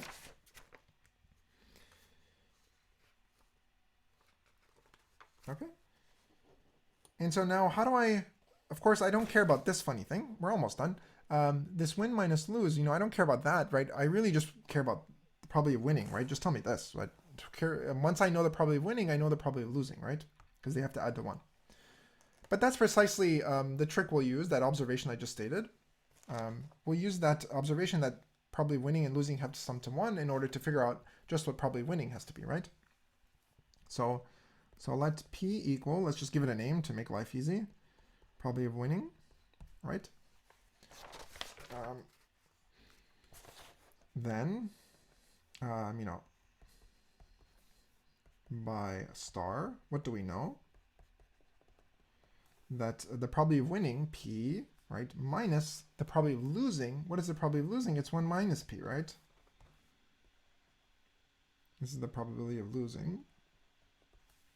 We know that this equals to 1 over root 2. Okay? That's just this equation up here. Okay, and now if you work this out, again, I won't do this here, and you solve for P, you'll find exactly what we claimed, which is that P equals to 1 half plus 1 over 2 root 2, okay, which equals to cos squared pi over 8, and that's basically, in English, if you will, 0.854, okay? Okay, so that's the math behind it. Again, I skipped some steps, like I didn't actually evaluate what each of these expressions was. That will eat up time. That's just a mathematical calculation you could just do on your own as a nice exercise. But the point is that, if we pick these 4 observables, 2 for Alice, 2 for Bob, then the CHSH game, they're able to win with probability 85.4% roughly, whereas classically, the best you could ever do, according to the laws of quantum mechanics, basically, is 75%. Okay, so that's all good and fine. The only question is, why in the world did that work, right? The observables we chose, I'll just write them again here. So first the question, right? Question, why did that work? Okay, and so recall the observables we chose. Alice, what happened? When she got question 0, she measured an observable Z. When she got question 1, she measured an observable X. When Bob got 0, he measured in the Hadamard as an observable. And when he got 1, he measured Hadamard conjugated by a Z operator. Okay? Now, why in the world should this work? Okay, so let's just draw a picture. Okay, and when we draw the picture, it'll make a lot more sense. So what I'm going to do is the following. First, let's depict what these bases look like, right? We're just working in a qubit space, so I'm just going to draw everything, if you will, in this this qubit space. Okay. So here we go. Let's draw. X-axis I'll label with 0. There's 1, right? And so this will be for observable A0. Okay, and this will be for observable A1. I haven't, so these are just the axes, right? I haven't drawn anything interesting yet. This will be B0 for Bob. And finally, I'm going to draw B1 for Bob over here. Okay? Good. So Alice measures here an observable Z, right? What does that mean? That means that the vector she measures, the basis she's projecting onto is the eigenbasis of Z, which is just the standard basis, right? So in this case, actually, what are A0 and A1? Remember A0, like little A0, A1, right, are just going to be the eigenvectors of her measurement operator. So this is A0, this is A1. So these are the eigenvectors of Pauli Z. These are just the standard basis vectors, right, 0 and 1. And how about B0? Sorry, A1. And when she measures A1, she's measuring according to the eigenbasis of X. That's just plus minus, right? And so what's plus minus? Well, this is A0. Right? That's the plus state technically. And now technically speaking, what I should draw is this one here, right? As A1, right? Because technically speaking, this is the minus state, right? It's you have to have a minus on the 1. But up to a global phase of -1, this state over here to the bottom right is actually equivalent as far as measurement is concerned, right? I can multiply that state by -1 and I'll get this state. Okay, so for the purposes of this intuitive discussion, it doesn't matter whether I use this one or this one. They're the same vector, right? They lie in the same line. It's just I've hit this one with a phase of -1 to get this one. Okay, and the measurement won't see that. So I'm going to call this one A1, and it'll become clear. This is just minus the minus state. It'll become clear why I want to do this in a second. Okay, it just makes the interpretation a bit more natural. Okay, so intuitively, if Alice gets bit 0, she measures like this. If she measures bit 1, she measures like this. Okay, and this she's measuring her half of the Bell state, of course. Now, how about Bob? What do his bases look like? His bases are slightly more funny, right?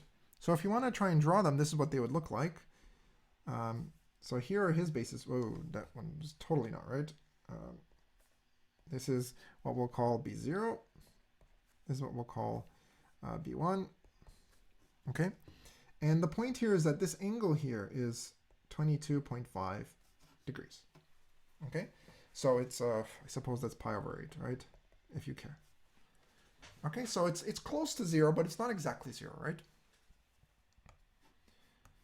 So this is B0, and B1, what is it? The relationship should be very similar, right? So how did we go from this one to this one, right? We essentially rotated by 45 degrees counterclockwise.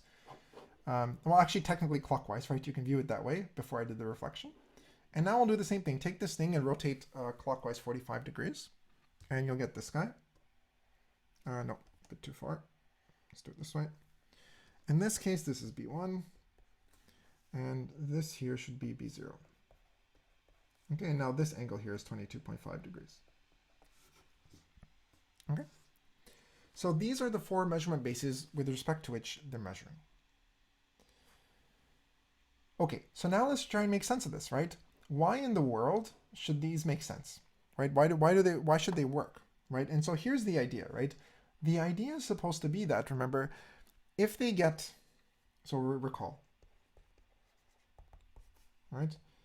So if they get the questions QA and QB in 0, 0, 0, 1, and 1, 0, they want to output the same answer, okay, meaning essentially the same label for their basis state.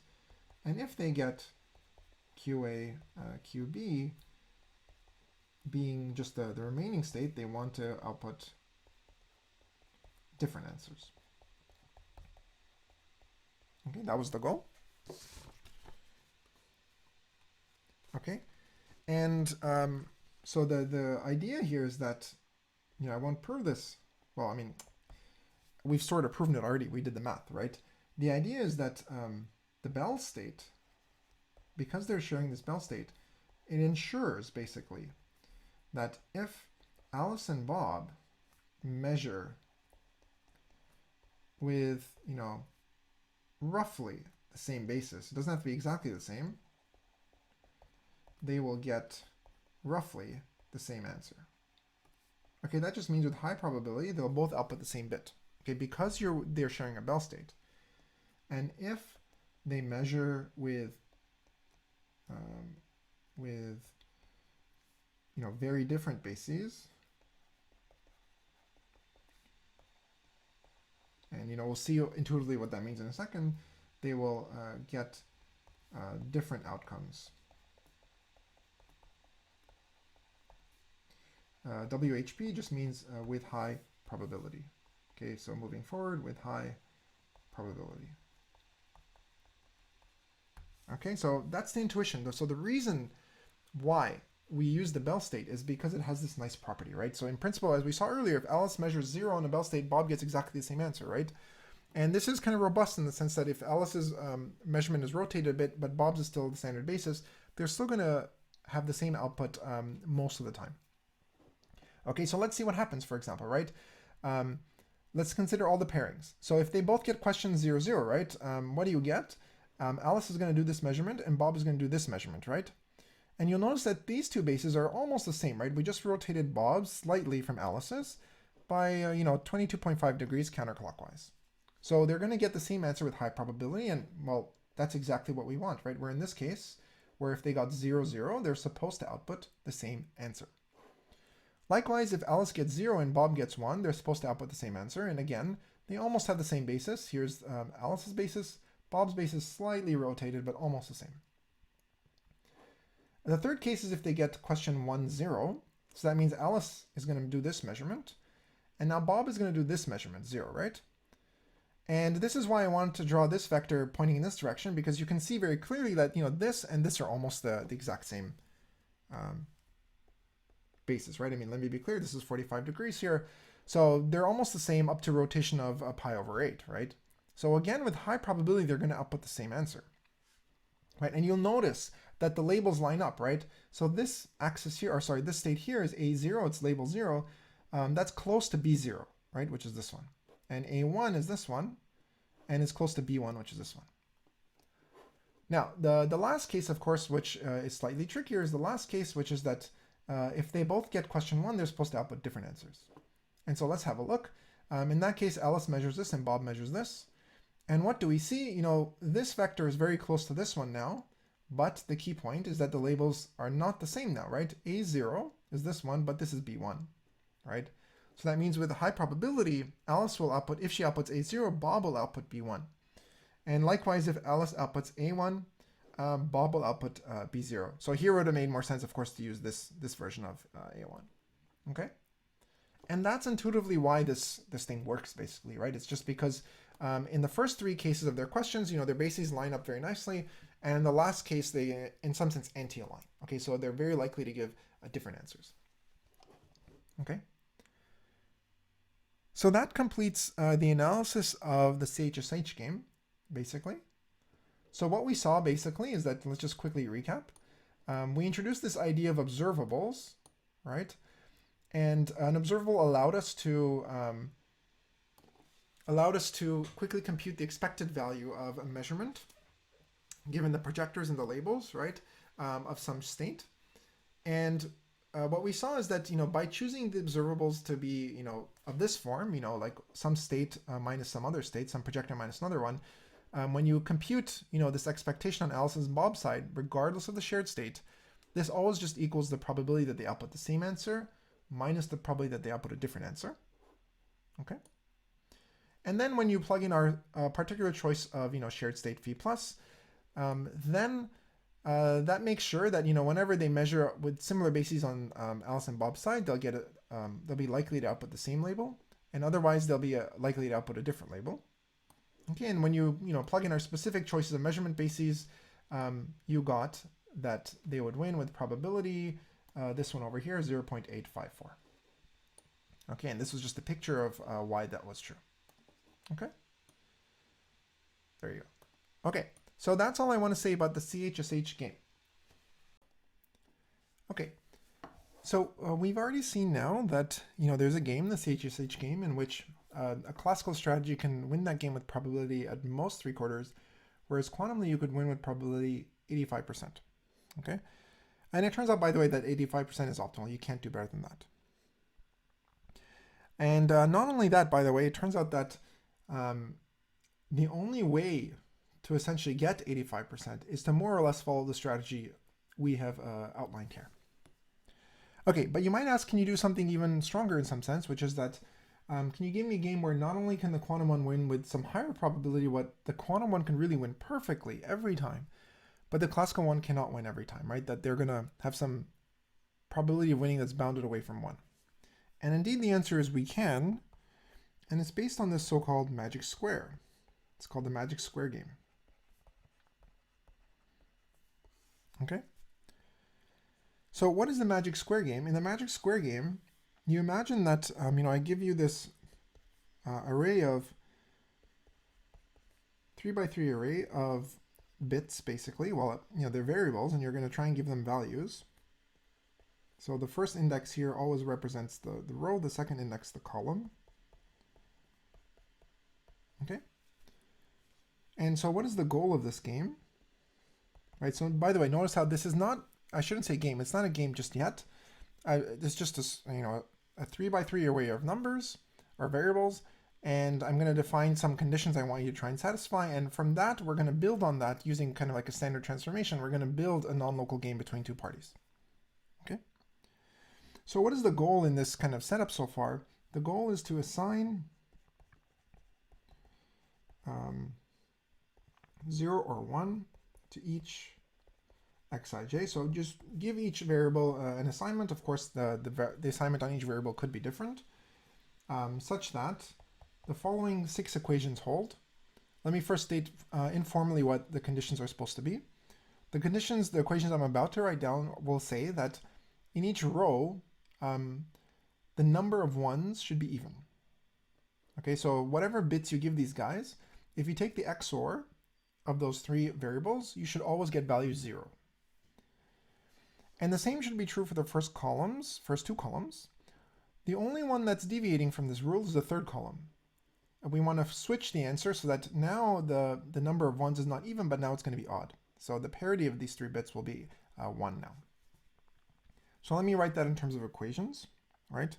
So x11 plus x12 plus x13, that's supposed to equal to 0. So, that's the first row condition, row 1, right? And then I'm going to do row 2 and row 3 now. So x21, x31, x22, x32, x23, x33. Okay, so all these are 0. And now I want to do the same thing, except now I want to do column 1, 2, and 3. And the first column is x11 plus x21 plus x31. That's also equals 0. 1, 2, yep. x22, x32 equals 0. And last but not least, x13. That's not the X-Men sign, right? That's a plus. x23 plus x33, and now this is the one that's going to be different, right? I don't want this to be 0, I want this to be 1. So the last column, the number of ones is supposed to be odd, not even. Okay, so this is the name of the game, right? Can you fill out the variables, like can you give them each an assignment so that all 6 of these equations simultaneously holds? Okay, and the claim here is that this task is actually impossible. Okay, so it's actually very easy to show this. I'm not going to do it here. We can do it in the tutorial.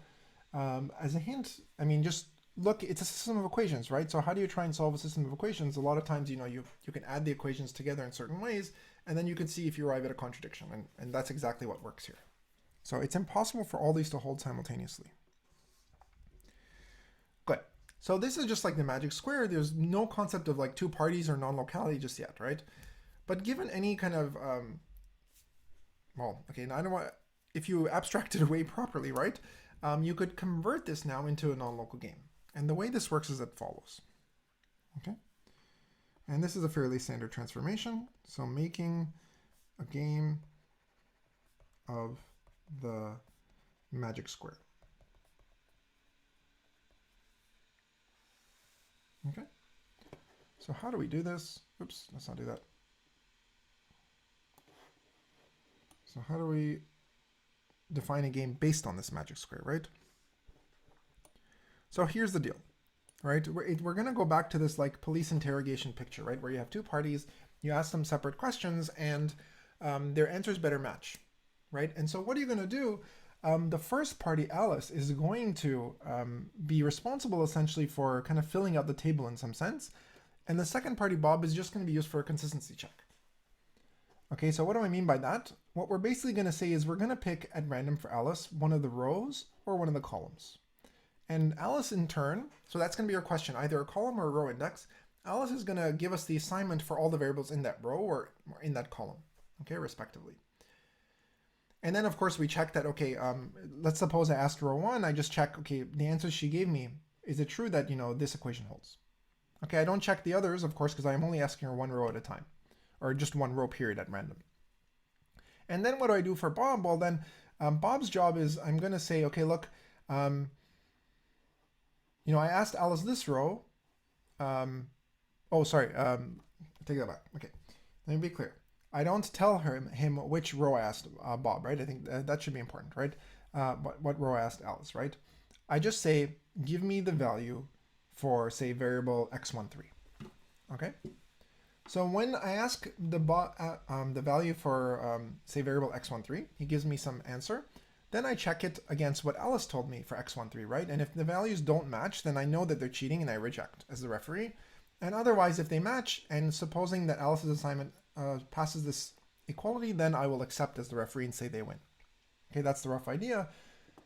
And of course, intuitively, the idea is that when I ask Bob, let's say for x13, he doesn't know whether I asked Alice for, the row involving that variable or the column involving that variable. He has no idea. And that's intuitively why he won't be able to always give the right answer, because, well, you can't fill out the table perfectly without, if you just write down all the answers, it's impossible to fill out the table.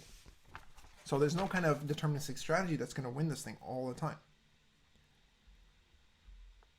Okay, so let's be a little bit more formal. Okay.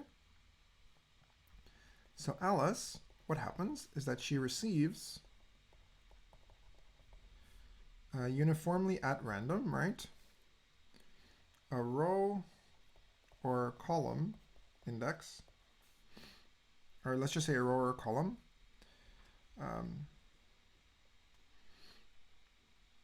indexed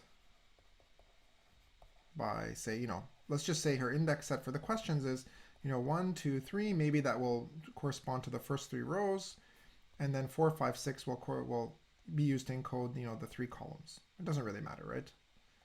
Okay, so she gets a number from 1 to 6, and that tells her which kind of row or column is her question, that she has to fill out that row or that column. Okay, so now suppose her question, whatever QA is, right, whichever row or column she gets, there are always exactly 3 variables there. So let's just give them names for our discussion. Contains variables x, y, z. Okay, let's just say, call them that. Okay, and now what we do, so Bob receives x, y, or z, precisely one of them, okay, uniformly at random.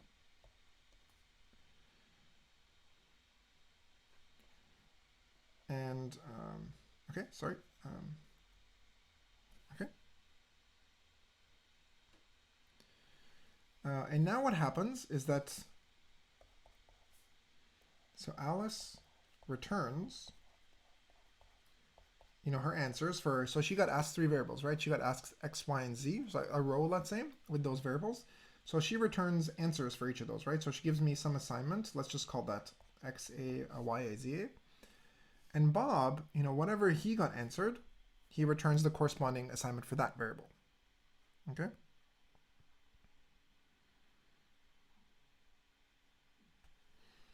So, for example, if he was asked y, he returns some assignment for y, which I'll just denote yb. Okay, so all these are in 0, 1, of course, and this is also in 0, 1. Okay? So that's the name of the game, more formally. Okay, and so what is the winning condition? Alice and Bob win if Alice's assignment, x, a, y, a, z, a, oops. satisfies her parity constraint, like what for whichever row or column she was asked. Of course, she doesn't know which row. Oh, well, sorry, she knows which row or column she's asked, but Bob doesn't know, of course. Her parity constraint, and right in our particular example. So, well, let's just say Bob's answer matches Alice's. So Bob only gets asked one variable, right? So in our particular example, that meant that, remember that Bob answered YB he was asked variable Y and he answered some bit YB. That should equal to what Alice said should be the value of Y. All right, so that's just this particular example. Okay.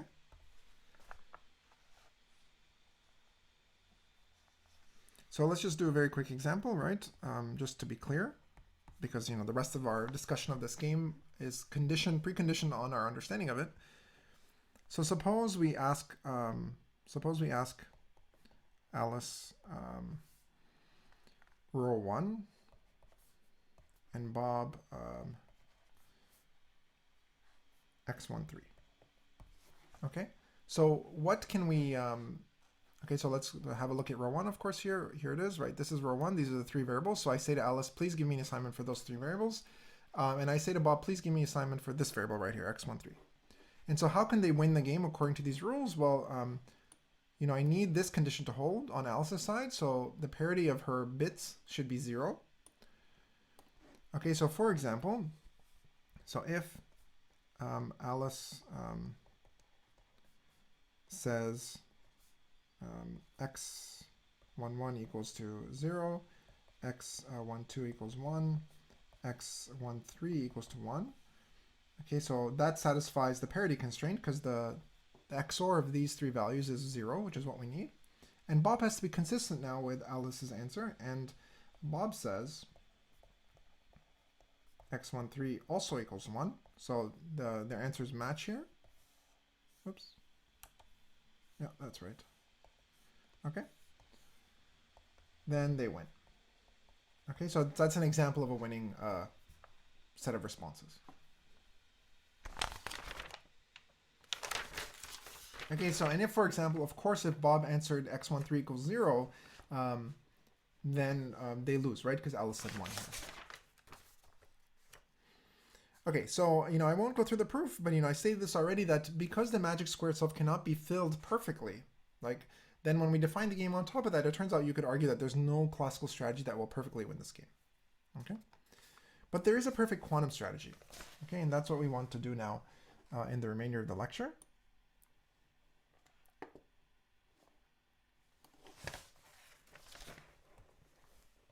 So there exists a perfect quantum strategy.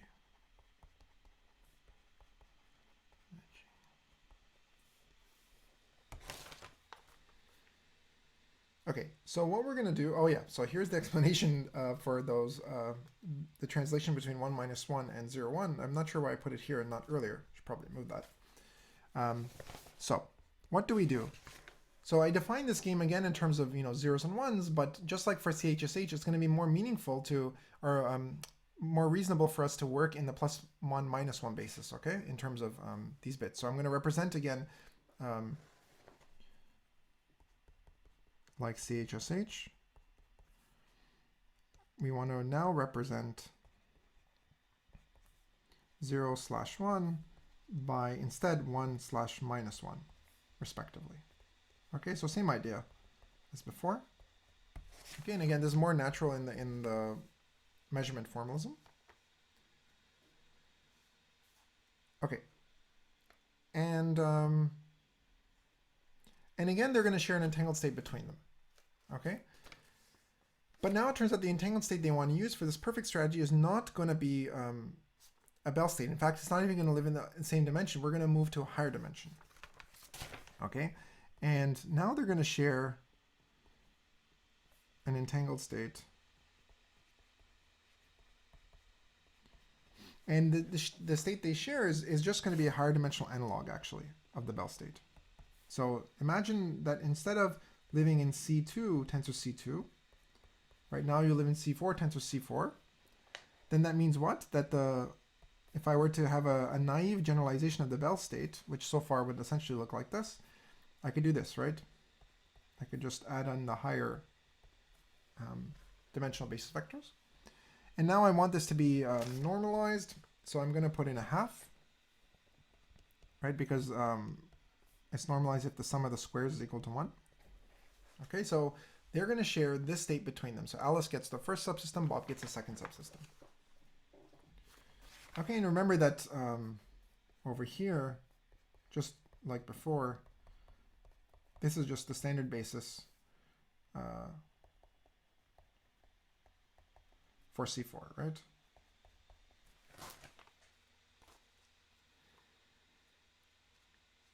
Okay, and so Alice gets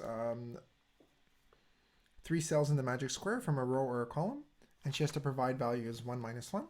And Bob will receive one of those values, and he has to provide a value 1 or minus 1. Okay, so what we're going to do is the following.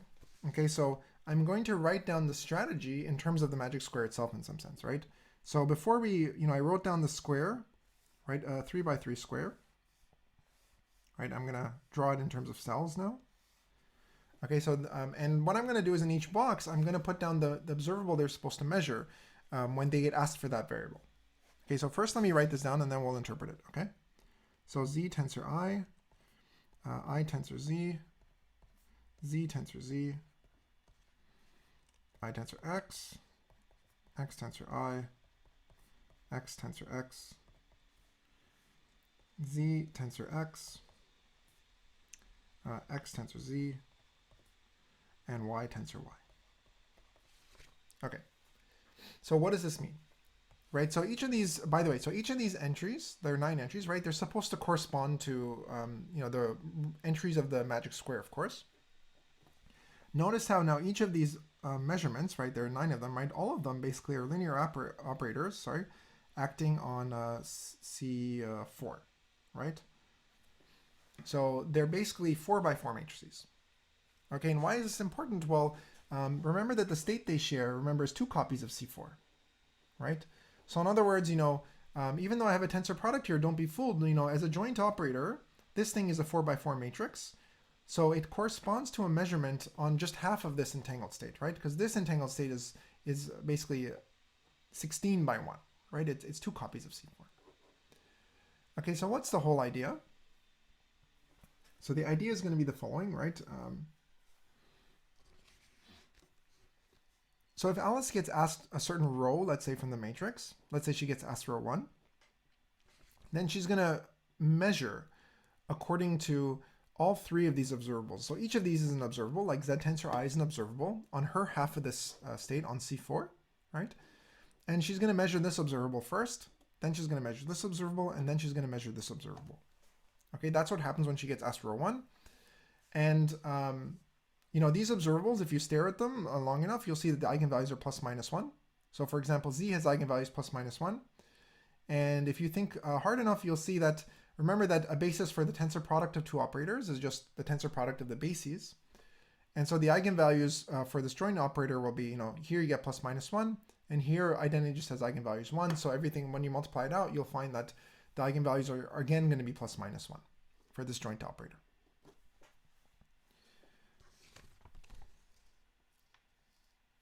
Okay, so let me just, maybe the easiest way to explain this is via an example, right? If Alice is asked row 1,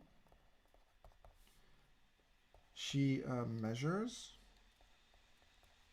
observables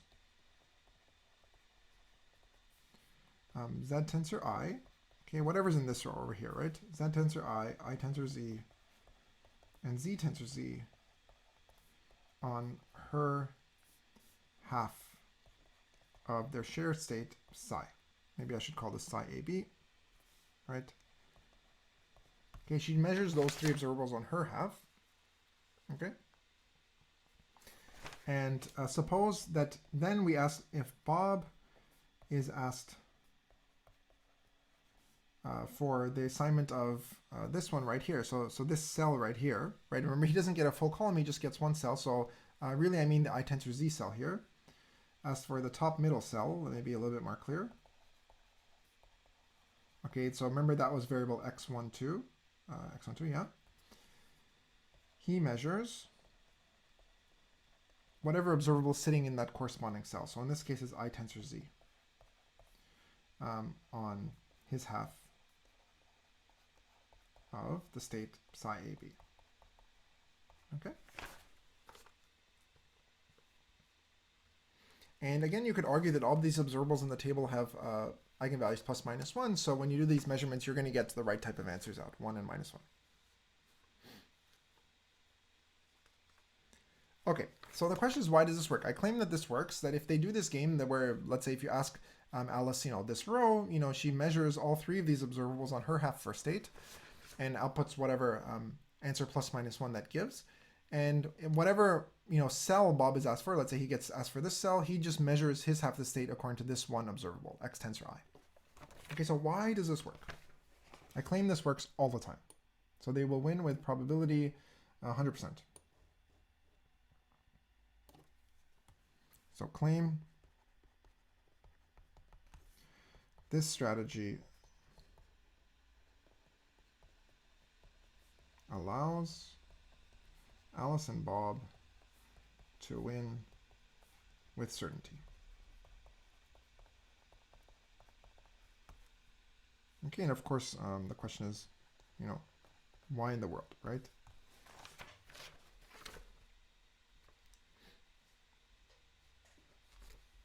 So, let's just, again, continue with our example, right? I think that's the easiest way. And then at the very end, we'll go back and give an intuitive reason as to, kind of why all these things work the way they did. And it's a very nice reason, actually.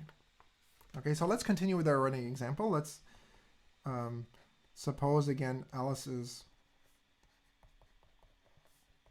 asked row 1. Okay, so pick your favorite row or column. It doesn't matter. The analysis will be analogous. So what does she output? So her expected output, remember we're going to use observables here. Like all these guys are observables, right? So everything I say will be in terms of her expected output. Her expected output is what? Is going to be the trace of, she's going to measure all 3 observables, right? And so what I will do is, the formal way of doing this is, I'm going to just apply them all one by one, right? Z tensor I. Then she's going to measure I tensor Z and Z tensor Z. Okay, and on their shared state psi AB. Okay, so that will be her expected output. And now let's just multiply this out. Let's just see what we get, right? So over here, seems like it doesn't want me to go any far lower. Over here, oh, there it goes. So over here, if I multiply this out, well, look at this, right? If you multiply all these out, you'll see that on the first system, you get Z times identity, which is just Z, times another copy of Z. But that just takes you back to the identity, right? Because Z is self-inverse. And likewise, on the right subsystem, you'll get the same thing. You'll find that when you multiply these 3 terms out, you'll get nothing other than identity tensor identity. Okay? And what does that mean? Well, I mean, that's just the trace of basically psi, ket bra psi, and that's just 1, because psi is a unit vector. Okay? So what does this mean? This means that her expected output is 1. Okay? So now the expected value, by the way, is in a range. Now it's in the range -1 to 1, right?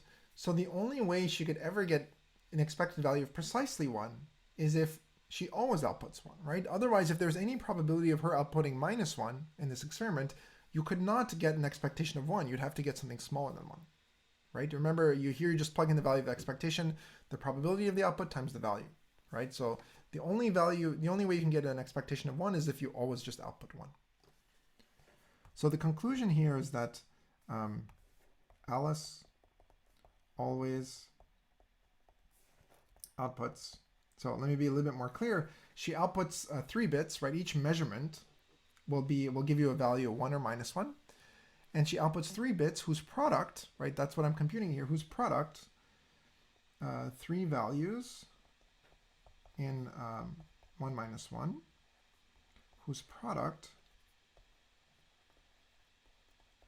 is 1. Okay, because, you know, what is this thing doing? This is, sorry, let me be a little bit more clear. I think I slightly misspoke. You know, this is going to be the expected, when I say the expected output, this is the expected product, right? Because I'm multiplying the observables of Alice's answers, right? She has 3 answers she gives, each of which is in plus minus 1. So it's the product of all 3. And we're saying that the expected value of that product is 1, right? So that means that no matter, you know, what measurement outcomes she got, they always satisfy this parity constraint, right? The parity is always 1. Why don't? Oh yeah, that's right. Sorry. Good. So the product is 1, right? So that means that the number of ones original. Okay. So the product is 1. Remember that if we're working the plus minus basis, if you convert that back into the 0, 1 basis, that means that the number of ones in the original encoding was even. Okay. So that will satisfy the parity constraint for this row.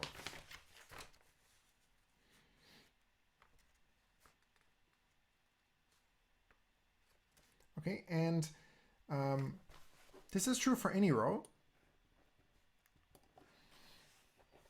Okay, so same analysis. Oops, analysis holds for rows 1, 2, 3, and columns 1 and 2. So in other words, you'll always have this property that when you multiply those observables out, the product is always just identity tensor identity. The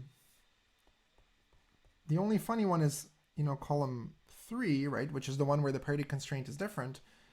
What you'll see is that, let's quickly bring this down, right? What were the observables in this case? Seems like my computer likes to lag when we get to the end of a lecture. I suppose this whiteboard has gotten just too big for it. Oh, there it is. Okay. So in the third column here, you see, if I multiply those guys out, what we'll get is that z tensor z times x tensor x. If you work it out, what you'll find is this thing equals to minus identity tensor identity. Okay, and if you kind of plug that into the same kind of equation over here, right, what you'll find is that means that the product of Bob's bits, when Alice gets asked the third column, the product of her answers is always going to be now minus 1 instead of 1. Okay, so when you convert back into the original 0, 1 formalism, it means that the number of ones she outputs is odd. Okay. Okay, so all this means right now, this is just on Alice's side, right? So this is just saying we conclude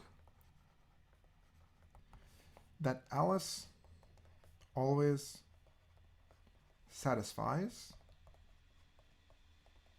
her constraints. So whichever row or column you ask her, you know, the sequence of 1 and minus 1 she gives you, when you multiply it out, it will always give you the right answer. It will satisfy that parity constraint. Okay, so that's Alice's side. What about Bob's side, right?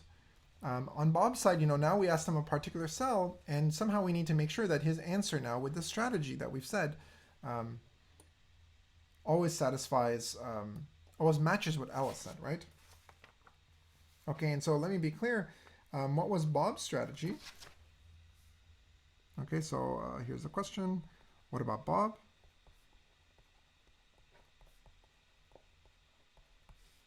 Okay. So remember that the way this worked was that if I pull down this thing, give it a second.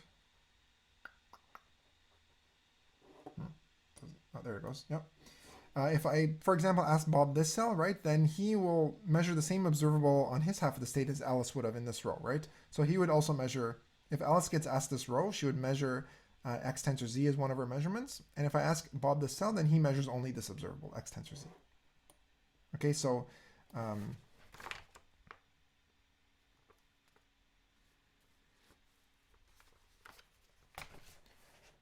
recall that for any given cell,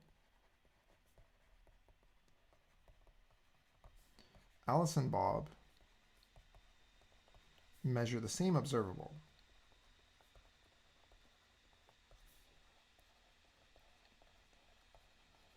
for that cell. Okay, so that's just the strategy.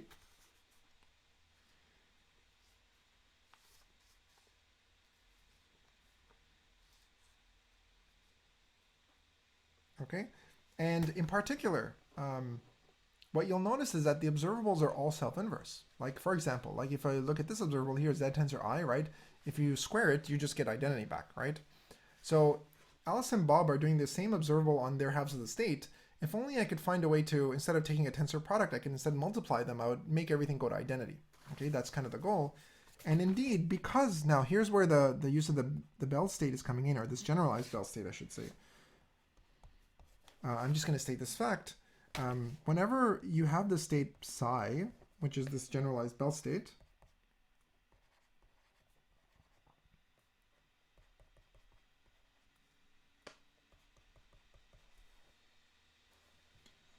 and for any observable you have in mind,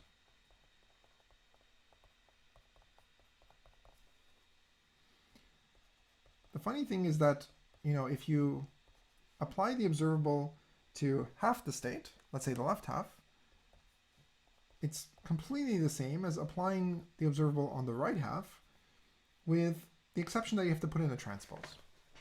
Okay?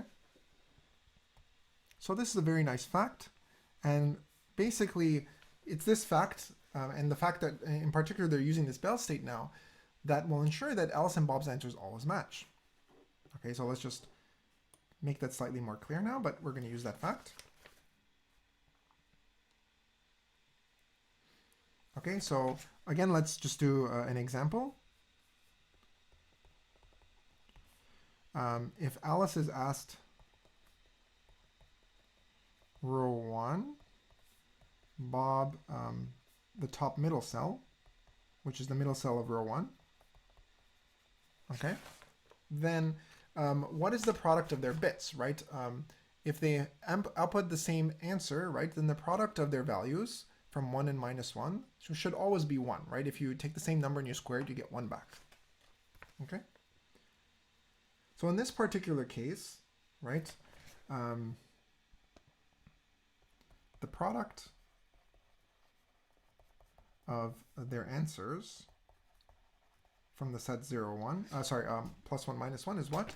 It's the following, right? It's trace of identity tensor Z on Alice's side. So that was just the observable in that top middle cell.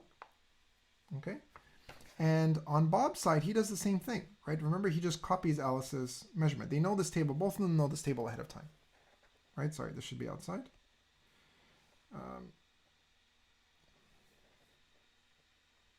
Okay.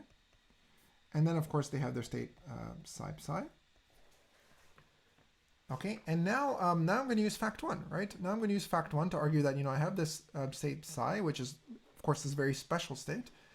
And so when Bob's doing this on his side, I can instead move that over to the left side, right? Okay, so this is just going to be equal to the trace of identity tensor Z all squared on Alice's side, and on Bob's side, we just do identity by fact 1. Okay? And what is identity tensor Z squared? Well, this is just identity, right? Because Z squared is identity. So this is nothing other than the trace of identity on Alice, tensor identity on Bob. Okay, and of course that's just 1, because again, psi is normalized. Okay, so what this says is that the product of Alice and Bob's answers, that is always 1. Okay? So again, this is an expectation, right? But if the expectation is 1 and the range of possible answers is minus 1 to 1, the only way you could hit that extreme point, the 1 at the end of the interval, is if you always answer 1, right? With probably 0, you answer something other than 1. Okay, so the conclusion here is that with probability 1, Alice and Bob's answers in the set 1 minus 1 multiply 2, 1. Okay, so in other words, with probability 1, their answers match. Okay, that's the only way you can go to 1. Good, and that's exactly what we wanted, right? It just means that no matter what Alice said and Bob said, you know, their answers always match, basically. Okay, so Bob's check passes.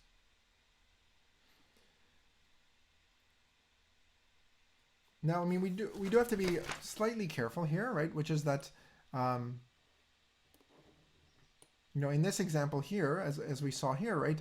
When Alice gets asked a row, for example, right? She makes 3 measurements, right? First she measures this observable, then maybe this one and this one, or the other order. But the point is that in general, remember that the order in which we do the measurement will matter, right? Because quantum mechanics is non-commutative, right? Matrix multiplication is not commutative, right? So in general, that would be an issue, right? But if you look at this thing over here, if you look at any particular row, for example, or column, these 3 measurement operators always pairwise commute. Is that right? Yes. So each of these rows or the columns, the operators should pairwise commute, right? So for example, if Alice gets asked the first row, you know, the pairwise commutator of these 2, or let's say these 2, it's always 0. They always commute. So it doesn't matter whether she first measures this one, then this one, then this one, or in the opposite order. Everything is well defined. She'll always get the exact same answers, basically, or the same measurement statistics, I should say, more accurately. Okay, so that's important, that the roles of this thing are chosen in such a way that the operators commute. Okay.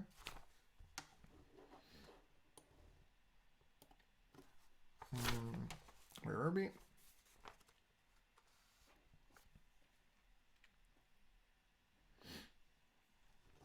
All right. So the last slightly technical bit we'll do in this lecture is just to try and understand why this worked for the magic square game. Now, what is this really telling us, right? Okay, so high level intuition. Okay, so just like for the CHSH game, you know, at a high level, when we kind of draw the bases according to which they measure, all of a sudden it sort of made sense as to why, you know, that strategy worked for the quantum strategy. And now we can do the same thing for the magic square game. Remember that, recall that was impossible over, and here I'm going to already switch to the plus minus 1 basis, right? Originally, when I wrote these equations, I wrote them over 0, 1, but I'm going to now switch to the plus minus 1 basis just to be a bit more clear. All equations, right? So the first row equation was, you know, remember before here I used an XOR, but now I've switched bases to plus minus 1. So instead of an XOR, I have the product of the variables. And now instead of bit 0 on the right, I have the encoding 1. So this is row 2 now I'm writing down. x31, x32, x33, that equals 1. This is column 1.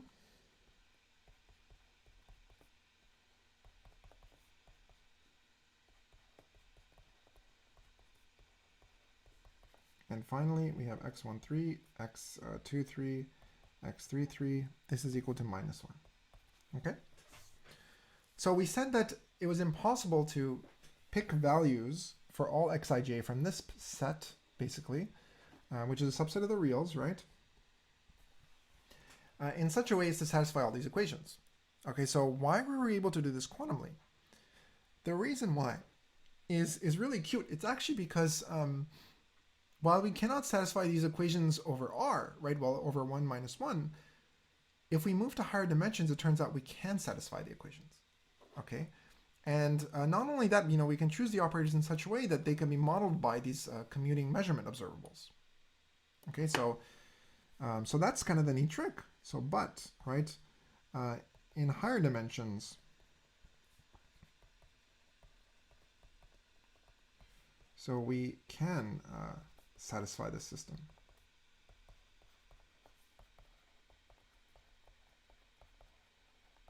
Okay, that's really what's at the heart of this, right? i.e. for operators mij, right? So now instead of, these scalars, right, which were in plus minus 1, let me just imagine that I'm working in operators, 4x4 matrices, Hermitian matrices, which are going to have eigenvalues plus minus 1, right? If I instead write down the analogous conditions with just, M11, M12, M13, okay, so, each of these is a 4x4 matrix, by the way, right? So this is a matrix, this is a matrix. These are not the entries of the matrices. And how do I generalize this 1? Well, 1 in the matrix world is identity, right? M21, M22, M23 equals identity. M31, M32, M33 equals identity. So those are the 3 rows, and now the 3 columns. M11, M21. Did I do this right? Yeah. M31 equals identity. Good.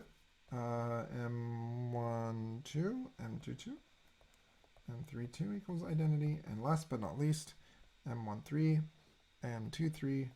And of course here something has to be different, right? So before we used to have minus 1 up here, and now we're going to have minus identity. Okay, and so it turns out that even though, this system over plus 1 minus 1 is not satisfiable, this higher dimensional analog of the system, exact same idea, right? Where each matrix is 4x4, and more generally will be, each of these guys will be a Hermitian with eigenvalues plus minus 1, and they will pairwise commute, right? So in other words, for example, M11 and M21, those 2 guys, the order of multiplication won't matter, okay? It turns out it's possible to satisfy this matrix system of equations, if you will. And what is the answer? Well, the answer is just the table we wrote down earlier, right? I mean, the answer is exactly this thing here, right? So, so for example, this one over here, what is this? This is just M row 2, column 1, right? So each of these entries, right, is one of the MIJs, right? So if you pick your assignments this way, then you satisfy the matrix version of those equalities. And where did this come up in the analysis? Think about this for a second while I track it down.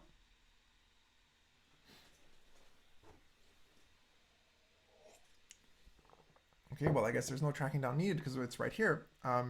It showed up right here, right? When Alice was asked any particular row, remember the expected value of the product of her answers was given by, you just multiplied these 3 things out, right?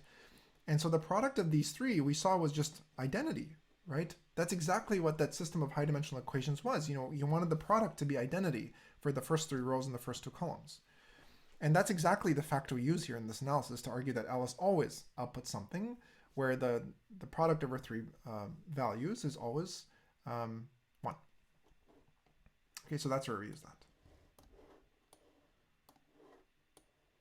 Okay, so not only can you choose matrices to satisfy these equations, but you can choose them to be commuting observables, basically, with plus minus 1 eigenvalues.